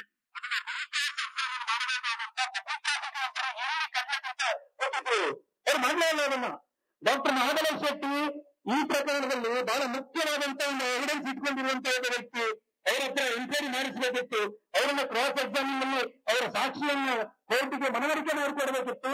ಆ ಕೆಲಸವನ್ನು ಕೂಡ ಪಬ್ಲಿಕ್ ಪ್ರಾಸಿಕ್ಯೂಟರ್ ಮಾಡೋದಿಲ್ಲ. ಸಂಪೂರ್ಣವಾಗಿ ಪ್ರಾಸಿಕ್ಯೂಷನ್ ವೈಫಲ್ಯದಿಂದ ಆ ಹೆಣ್ಣಿಗೆ ಈ ಸಂತೋಷ್ ರಾವ್ ಪರವಾದ ಹೋರಾಟಗಾರರಿಂದ ಅನ್ಯಾಯ ಆಗುತ್ತೆ. ತಪ್ಪಿಯೂ ಕೂಡ ನೀವು ಅವರನ್ನ ಸೌಜನ್ಯ ಪರವಾದ ಹೋರಾಟಗಾರರು ಅಂತೇಳಿ ಕರೆಬಾರ್ದು. ಅವರು ಸಂತೋಷ್ ಪರವಾದಂತಹ ಹೋರಾಟಗಾರರು. ಅದರ ನಂತರ ಎಲ್ಲಾ ಕಥೆಗಳ ಸುಳ್ಳುಗಳ ಬಗ್ಗೆ ಕೀರ್ತಿ ಶಂಕರ್ ಅಂತ ಮಾತಾಡ್ತಾರೆ. ಪರಿಮಳ ಟೀಚರ್ ನೋಡಿದ್ರು, ಅವರು ಸ್ಕೂಟಿಯಲ್ಲಿ ಹೋಗ್ತಾ ಇದ್ರು, ಇವ್ರು ಹೇಳ್ಕೊಂಡು ಹೋಗ್ತಾ ಇದ್ರು. ಅದರಲ್ಲಿ ನಿಶ್ಚಯಿಸಿದ್ದ, ಆಮೇಲೆ ಇವರಿದ್ದ ಅಂತ ಹೇಳಿ ಪರಿಮಳ ಟೀಚರ್ಗೆ ಸ್ಕೂಟಿ ಬರೋಕೆ ಬರ್ತಿರ್ಲಿಲ್ಲಂತೆ. ಪರಿಮಳ ಟೀಚರ್ಗೆ ನಾನು ಕೇಳಿದೆ, ಒಂದು ಸ್ಕೂಟಿ ಬರೋಕೆ ಬರ್ತಾ ಇರ್ಲಿಲ್ಲ. ಆಮೇಲೆ ಇನ್ನೊಂದು ಸುಳ್ಳು ಹೇಳಿದ್ರು, ಪರಿಮಳ ಟೀಚರ್ ಬಸ್ಸಲ್ಲಿ ಹೋಗ್ತಾ ಇದ್ರು, ಬಸ್ ಕೂಡ ಸ್ಲೋ ಆಗಿತ್ತು. ಅವ್ನು ಹೇಳಕ್ ಕೇಳ್ಬೇಕು, ಎಷ್ಟು ಚೆನ್ನಾಗಿರ್ತಾನೆ, ಸತ್ತು ತಲೆಗಳ ಹೇಳ್ತಾನೆ, ಬಸ್ ಕೂಡ ಸ್ಲೋ ಆಗಿತ್ತು. ನಮಗಬೇಡ ಇದು ದೊಡ್ಡ. ಆಮೇಲೆ ಪರಿಮಳ ಟೀಚರ್ ಕೇಳಿದ್ರೆ, ನಾನು 5 ತನಕ ಪೇರೆಂಟ್ಸ್ ಇದ್ರು, ನಾನು ಅವ್ರ ಜೊತೆ ಮಾತಾಡ್ತಾ ಇದ್ದೆ, ಆಮೇಲೆ ಅವ್ರ ಜೀಪಲ್ಲಿ ನಾನು ಮನೆಗೆ ಡ್ರಾಪ್ ಕೊಡಕ್ಕೆ ಹೋಗಿದ್ದೆ, ನಾನು ಬಸ್ ಹೋಗ್ಬಿಟ್ಟು. ಏನ್ ಸುಳ್ಳು, ಹಗಲೇ ಹೇಳಿ ಸುಳ್ಳು ಹೇಳ್ದ. ಆಮೇಲೆ ವಾರಿಜಾ ಆಚಾರ್ತಿ ಅಂತ ಒಂದು ಮಹಿಳೆಯ ಹೆಸರನ್ನ ವಾರಿಜಾ ಪೂಜಾರ್ತಿ ಅಂತ ಹೇಳಿ ಜಿಲ್ಲೆಯನ್ನು ಎತ್ತಿ ಕಟ್ಟುವ ಸೃಷ್ಟಿ ಮಾಡಿ ಅವರನ್ನು ಕೊಲೆ ಮಾಡಿದ್ರು. ಕೊಲೆ ಮಾಡಿದ್ರು ಕೇಳಿದ್ರೆ ಟಿವಿಯಲ್ಲಿ ಬರ್ತಾ ಇತ್ತಂತೆ, ಈ ಏನು ಸೌಜನ್ಯ ಅತ್ಯಾಚಾರ ಆಗಿದೆ, ಆಮೇಲೆ ಅದರಲ್ಲಿ ಧೀರಜ್ ಮಲ್ಲಿಕ್ ಇವರಲ್ಲಿ ಕೊಲೆಗಾರರು ಅಂತೇಳಿ ಬರ್ತಾ ಇತ್ತಂತೆ. ಟಿವಿಯಲ್ಲಿ ನೋಡಿದವರು ಧೀರಜ್ ಶರ್ಟಲ್ಲಿ ಹೋಗ್ತಿದ್ರು ವಾರಿಜಾ ಪೂಜಾರ್ತಿ. ಇದು ದಲಿಗಳ ಇದಂತ ಬಟ್ಟೆಯಲ್ಲಿ ರಕ್ತ ಇತ್ತು ಅಂತ ಹೇಳಿ ಅವರು ಡೌಟ್ ಬರ್ತಂತೆ. ಇವರು ಗೊತ್ತಾಯ್ತು ಅಂತೇಳಿ ಅವರನ್ನು ಕೊಲೆ ಮಾಡಿದಂತೆ. ನಮ್ಗೆ ಮುಂದೆ 1 ವರ್ಷದ ನಂತರ ಧೀರಜ್ ಹೆಸರು ಬರುವಂತದ್ದು. ನಾನು ಪ್ರಶ್ನೆ ಮಾಡಿದ್ರೆ, 1 ವರ್ಷಗಳ ಕಾಲ ರಕ್ತ ಸಿಕ್ತವಾದಂತ ಶರ್ಟನ್ನು ಅರ್ಥ ಫ್ರಿಜ್ಜಲ್ಲಿ ಇಟ್ಕೊಂಡಿದ್ದ ಅಂತ ಹೇಳಿದ್ರೆ, ಆಮೇಲೆ ವಾರಿಜಾ ಆಚಾರ್ಯರ ಕುಟುಂಬದವರೇ ಬಂದು ಹೇಳಿದ್ರು, ನಾವು ಪೂಜಾರಲ್ಲ, ನಾವು ಆಚಾರ್ಯರು, ನಾವು ಯಾರ ಮನೆಯಲ್ಲಿ ಬಟ್ಟೆ ಒಗೆಯುವ ಕೆಲಸ ಮಾಡ್ತಾ ಇದ್ದೀವಿ. ನನ್ನ ತಾಯಿ ಅವ್ರ ಮನೆಯ ಮಕ್ಕಳನ್ನು ಲಾಲನ್ನು ಪಾಲನೆ ಮಾಡ್ತಾ ಇದ್ದದ್ದು ಧರ್ಮಸ್ಥಳದಿಂದ ನಮ್ಮ ಮನೆಗೆ 35 ಕಿಲೋಮೀಟರ್ ದೂರ ಇತ್ತು. ಅವರು ಪುಣ್ಯದಲ್ಲಿದ್ದದ್ದು ಅಂತೇಳಿ ಅವರು ಕೂಡ ಮೀಡಿಯಾ ಸ್ಟೇಟ್ಮೆಂಟ್ ಕೊಟ್ಟರು. ಒಟ್ಟಾರೆ ಇಡೀ ಪ್ರಕರಣದಲ್ಲಿ ಸುಳ್ಳುಗಳ ಮೇಲೆ ಸುಳ್ಳುಗಳನ್ನ ಹೇಳಿ ಈ ದಿಕ್ಕು ತಪ್ಪಿಸಿ ಬೇರೆ ಕಥೆಗಳನ್ನ ಹಿಡಿದು ಬೇರೆ ಸುಳ್ಳು ಸಾಕ್ಷಿಗಳನ್ನು ಈಗ ಬಿರುಡೆಯನ್ನು ತೆಗೆದು ಬಂದಿಲ್ಲ. ಆ ರೀತಿ ಮಾಡಿ ಇಡೀ ಆ ಹೆಣ್ಣು ಮಗುವಿಗೆ ಅವನಿಗೆ ಸಂಪೂರ್ಣ ಶಿಕ್ಷೆ ಆಗ್ತಿತ್ತೋ ಇಲ್ಲ ನನಗೆ ಗೊತ್ತಿಲ್ಲ. ಆದ್ರೆ ಆ ತರದ ಇಲ್ಲಿ ಜಡ್ಜ್ಮೆಂಟ್ ಬರ್ತಾ ಇರಲಿಲ್ಲ. ಜನರಲ್ಲಿ ಈ ತರದ ಗೊಂದಲ ಬರ್ತಾ ಇರಲಿಲ್ಲ. 2 ವ್ಯಕ್ತಿಗಳು ಆ ಲೆಫ್ಟ್ ವಿಂಗ್ ಅವ್ರನ್ನ ಜೋಡಿಸಿಕೊಂಡು ಆಮೇಲೆ ಇವ್ರು ಎಲ್ಲಿಂದಲೂ ಹೋರಾಟ ಮಾಡಿದ್ರು ಅಂತ ಹೇಳಿದ್ರೆ ಒಡನಾಡಿ ಸ್ವಾಮಿ ಅಂತ ಅವರನ್ನು ಎದುರು ಬರ್ತಾರೆ. ಅವರ ಮೈಸೂರು ಜನದರ್ಶಿ ಭವನವಾದಂತ ಮೀಟಿಂಗ್ ನಾನು ಕೂಡ ಗುಪ್ತಚರದಲ್ಲಿ ಓದಿದ್ರು ಮನಸ್ಸಲ್ಲಿ ಕರೆಯೋರು ಅಂತ ಹೇಳ್ಕೊಂಡು ಕೂತ್ಕೊಂಡು ನೋಡಿದ್ರೆ ಅವನ ಕಚ್ಚೆ ಹೇಳಬೇಕು, ಇವನು ಪರಿಚಯ ಹೇಳಬೇಕು ಅಂತೇಳಿ ಧರ್ಮಸ್ಥಾನಕ್ಕೆ ನಾವು ಹಂದಿ ಹಿಡಿದಾಗ ಹೊಡಿತೀವಿ, ಹಂದಿ ಹೊಡೆದಾಗ ಹೊಡಿತೀವಿ ಅಂತಂದು ಒಡನಾಡಿ ಸ್ವಾಮಿ ಒಂದು ಫೋನಲ್ಲೇ ಮಾಡಿದ ಸಂಭಾಷಣೆಯನ್ನು ನಾನು ಪಬ್ಲಿಕ್ ನಲ್ಲಿ ಹೇಳಿದೆ. ಅದಕ್ಕೆ ನಂತರ ಆತ ಸ್ಪಷ್ಟೀಕರಣ ಕೊಡ್ತಾನೆ, ನಾನು ಆಗ ಹೇಳಿದ್ದಲ್ಲ, ಹೋರಾಟವನ್ನು ಈ ರೀತಿ ಮಾಡಬೇಕು ಅಂತ ಹೇಳಿದ್ದೆ ಅಂತ ಹೇಳ್ತಾರೆ. ಒಟ್ಟಾರೆ ಇಡೀ ಸೌಜನ್ಯ ಹೋರಾಟ ದಾರಿ ತಪ್ಪಿದ್ದು ಈ ರೀತಿಯಲ್ಲಿ. ಅದರ ನಂತರ ಮೈಕ್ರೋ ಫೈನಾನ್ಸ್ ವಿಷಯ ತರ್ತಾರೆ, ಅವ್ರದ್ದು 40% ಬಡ್ಡಿ ಅಂತ ಹೇಳ್ತಾರೆ. ಅದನ್ನು ಸಾಬೀತು ಮಾಡಿ ಅಂತಲೇ ಒಂದೇ ಪತ್ರಕರ್ತರು ಕರೆದಾಗ ಅಲ್ಲಿ ಪತ್ರಕರ್ತರ ಭವನದಿಂದಲೇ ಓಡಿ ಹೋಗ್ತಾರೆ. 14% ಬಡ್ಡಿ ಬ್ಯಾಂಕ್ ಇಂಟ್ರೆಸ್ಟ್ ಇರೋದು, ಅದೆಲ್ಲ ದಾಖಲೆಗಳನ್ನು ಅವರು ಕೊಡ್ತಾರೆ. ಒಟ್ಟಾರೆ ಇಡೀ ಪ್ರಕರಣವನ್ನ, ಸೌಜನ್ಯ ಪ್ರಕರಣವನ್ನ ದಿಕ್ಕು ತಪ್ಪಿಸಿ ನಮ್ಮ ಧಾರ್ಮಿಕ ಶ್ರದ್ಧಾ ಕೇಂದ್ರದ ವಿರುದ್ಧ ಸಂಚಲನ ರೂಪಿಸಿದಂತ ವ್ಯಕ್ತಿಗಳು ಈಗ ಹೊಸ ಪ್ರಕರಣದ ಜೊತೆಗೆ ಬಂದಿದ್ದಾರೆ. ಅದರ ಬಗ್ಗೆ ಮುಂದೆ ಮಾತಾಡ್ತಾರೆ. ನಿಮಗೆ ನೋಡಿ, ಇತ್ತೀಚೆಗಷ್ಟೇ ಅವರು ಒಬ್ಬ ಅನಾಮಿಕ ವ್ಯಕ್ತಿಯನ್ನು ತಂದು ಇಷ್ಟು ಬರಿ ಮಾಡಿದೀವಿ ಅಂತೇಳಿ ಬೇರೆ ಬೇರೆ ಇಂಟರ್ನ್ಯಾಷನಲ್ ಮೀಡಿಯಾಗಳಲ್ಲಿ ಆಲ್ ಜಜೀರಾದವರು ವರದಿ ಮಾಡ್ತಾ ಇದ್ದಾರೆ. ದೇಶಾಭಿಮಾನಿ ಅಂತ ಹೇಳಿ ಒಂದು ಕೇರಳದ ಕಮ್ಯುನಿಕನ್ ಪತ್ರಿಕೆ ನಿರಂತರವಾಗಿ ಸುಳ್ಳು ವರದಿ ಮಾಡ್ತಾ ಇದೆ. ನಿನ್ನೆ ಸುಜಾತಾ ಭಟ್ ಇವತ್ತು ರಿಪಬ್ಲಿಕ್ ನೋಡಿದವರ ಅವ್ರು ಕರ್ಕೊಂಡ್ಬಂದಿದ್ದಾರೆ. ನಿನ್ನೆ ಆಕೆ ಇದು ನಿಮ್ಮ ಮಗಳು ಅಂತೇಳಿ ಒಂದು ಫೋಟೋ ತೋರಿಸಿದಾರಲ್ಲ, ಅವ್ರು ಯಾರು ಅಂತೇಳಿ ಆ ಟಿ ಅವ್ರು ಕರ್ಕೊಂಡಿದ್ದಾರೆ. ಎಂತ ಹುಚ್ಚರು ನೀವು, ರಿಪಬ್ಲಿಕ್ ದೇಶ ಬರ್ತಾ ಇದೆ. 2003 ಆಕೆ ನಾನು ಅವರು ಬಾಲಿಗಾನವ್ರ ಜೊತೆ ರಿಟರ್ನ್ ಡೇಟಲ್ಲಿದ್ದವಳು. ಮೀಡಿಯಾ ಸ್ಟೇಟ್ಮೆಂಟ್ ಇದೆ, ನನಗೆ ಮಕ್ಕಳೇ ಅಲ್ಲ, ನಮಗೆ ನಾವು ನಾವನ್ನೇ ಮಕ್ಕಳು ಅನ್ನೋ ರೀತಿಯಲ್ಲಿ ಪ್ರೀತಿಸ್ತೇವೆ. ಅದೇ ನೀವು MBBS ಓದಿ ಅಂತ ಮಕ್ಕಳಿದ್ದಾರೆ ಅಂತ ಹೇಳಿ ನಿಮ್ಮ ಸಂಬಂಧ ಕೊಡ್ತಾಳೆ. ಆಮೇಲೆ ಸುಜಾತಾ ಭಟ್ಗೆ ಮಕ್ಕಳಲ್ಲಿ ಅವರ ಬಾಯಲ್ಲಿ ಹೇಳಿದ ಮೇಲೆ ಈಗ ವಾರ್ತಾಗಾರರಿಗೆ ಸ್ಟೇಟ್ಮೆಂಟ್ ಕೊಡೋದು ವಾಂತಿ ಆ ಸ್ಟೇಟ್ಮೆಂಟ್ ಕೊಡೋದು. ಫೋಟೋ ಹೀಗೆ ತೋರಿಸ್ತಾಳೆ, ಅವ್ನು ಕೇಳ್ತಾನೆ, ಅವ್ನು ಮಂಜುನಾಥ್ ಅಂತೇಳಿ ಅವ್ನನ್ನು ತಗೊಳ್ಕೊಂಡಿದ್ದಾರೆ. ಪಾಪ ನಿಮ್ಮ ಮಗಳ ಫೋಟೋ ತೋರಿಸದೆ ಹೋದಾ, ಅವನು ಹೀಗೆ ಹಿಡಿಯೋದು, ಅದಕ್ಕೆ ಫೀಲ್ ಹಾಕೋದು ವಾರ್ತಾಗಾರತಿಯನ್ನು ಅದು ನೋಡಿ ಅವರು ಬಂದು ರಿಪಬ್ಲಿಕ್ ಚಾನಲ್ ಕೊಟ್ಕೊಂಡಿದ್ದಾರೆ. ಈ ರೀತಿ ಬರೀ ಕಥೆಗಳನ್ನು ಹಿಡಿದು, ಬೇರೆ ಕಥೆಗಳನ್ನು ಹಿಡಿದು ನಮ್ಗೆ ಬಹಳ ಸಂಕಟ ಆಗೋದು. ನನ್ನ ಮಾತನ್ನ ಮುಗಿಸ್ತೇನೆ, ಇದಿಷ್ಟು ದಾಳಿಯನ್ನ ಮಾಡಿದ್ರಲ್ಲ, ಇಷ್ಟು ಸಂಚಲನ ಹೊಡಿದ್ರಲ್ಲ, ನಾಳೆ ಅವರಿಗೆ ಕೇಸ್ ಆಗುತ್ತೆ, ಅವ್ರು ಜೈಲಿಗೆ ಹೋಗ್ತಾರೆ, ಇನ್ನೇನೋ ಆಗತ್ತೆ. ಆದ್ರೆ ಇಡೀ ವಿಶ್ವದಾದ್ಯಂತ ನಮ್ಮ ಶ್ರದ್ಧಾ ಕೇಂದ್ರದ ಮೇಲೆ ಅವರು ದಾಳಿಯನ್ನು ಮಾಡಿದ್ರಲ್ಲ, ಇದಕ್ಕೆ ಇದನ್ನ ಏನ್ ಮಾಡ್ಬೇಕು ಹೇಳಿ? ನೀವೆಲ್ಲರೂ ಸಜ್ಜನರು ಮೌನವಾಗಿ ಸುಮ್ಮನಿಂದ ಕಾರಣಕ್ಕೆ ಸಾಧ್ಯ ಆಯ್ತು. ಅವತ್ತ ನೀವು ಪ್ರಶ್ನೆ ಮಾಡಿದ್ರೆ ಇವತ್ತು ಹೀಗೆ ಆಗ್ತಾ ಇರಲಿಲ್ಲ. ಪುಣ್ಯಕ್ಷೇತ್ರ ಸಂರಕ್ಷಣಾ ಸಮಿತಿ ಅಂತೇಳಿ ನಾವೆಲ್ಲ ಕಟ್ಟಿಕೊಂಡಿದ್ದೇವೆ. ನಿಮಗೆ ಬಹಳ ದೊಡ್ಡ ಶಕ್ತಿಯನ್ನ ಇವತ್ತು ಹಿಂದೂ ಜಾಗರಣ ವೇದಿಕೆಯ ಮುಖಂಡರಾದಂತಹ ಕೃಷ್ಣಮೂರ್ತಿಯನ್ನು ಇವತ್ತು ಬಹಿರಂಗವಾಗಿ ಹೇಳಿದ್ರು. ಹಿಂದೂ ಜಾಗರಣ ವೇದಿಕೆ ಪುಣ್ಯಕ್ಷೇತ್ರ ಸಂರಕ್ಷಣಾ ಸಮಿತಿಯ ಜೊತೆ ಸಂಕೀರ್ಣವಾಗಿದೆ ಅಂತೇಳಿ ನೀವೆಲ್ಲರೂ ಕೂಡ ನಮ್ಮ ಜೊತೆಗೆ ಬನ್ನಿ, ಈ ಸಂಸ್ಥೆಯನ್ನು ದಿಲ್ಲಿ ಮಾಡೋಣ, ಈ ಷಡ್ಯಂತ್ರವನ್ನು ಬಯಲುಗೊಳಿಸೋಣ, ಈ ಸಂಸ್ಥೆಯ ವಿರುದ್ಧ ದೊಡ್ಡ ಮಟ್ಟದಲ್ಲಿ ಹೋರಾಟವನ್ನು ಸಂಘಟಿಸೋಣ. ಈಗಾಗಲೇ ಹೇಳಿ ಇವತ್ತು ಧರ್ಮಸ್ಥಾನದ ತನಕ ನಿಂತಿದ್ದಾರೆ, ನಾಳೆ ಎಲ್ಲ ಊರಿನ ದೇವಸ್ಥಾನದ ತನಕ ಬರ್ತಾರೆ. ಇದು ಹಿಂದೆ ಯಾರು ಇದ್ದಾರೆ, ಯಾರು ಹಿಂದಿನಲ್ಲಿ ಸೇರ್ಕೊಂಡ್ರು ಎಲ್ಲರನ್ನ ಮುಂದಿನ ಸಮರವನ್ನು ಹೇಳ್ತಾರೆ. ಧರ್ಮಸ್ಥಾನದ ಮೇಲೆ ಯಾಕೆ ಶತ್ರುಗಳ ಸೃಷ್ಟಿಯಾದ್ರು ಮತ್ತೆ ಸೌಜನ್ಯ ಹೋರಾಟ ಹಾರಿ ತಪ್ಪಿದ್ದೇನೆ ಅನ್ನೋದನ್ನ ಹೇಳಿದ್ದೀನಿ ಅಂತ ಅಂದ್ಕೊಳ್ತಾ ಎಲ್ರೂ ಕೂಡ ಮತ್ತೊಮ್ಮೆ ನಮಸ್ಕಾರ ಮಾಡ್ತಾ ನನ್ನ ಮಾತನ್ನ ಮುಗಿಸ್ತೇನೆ. ಹರ ಹರ.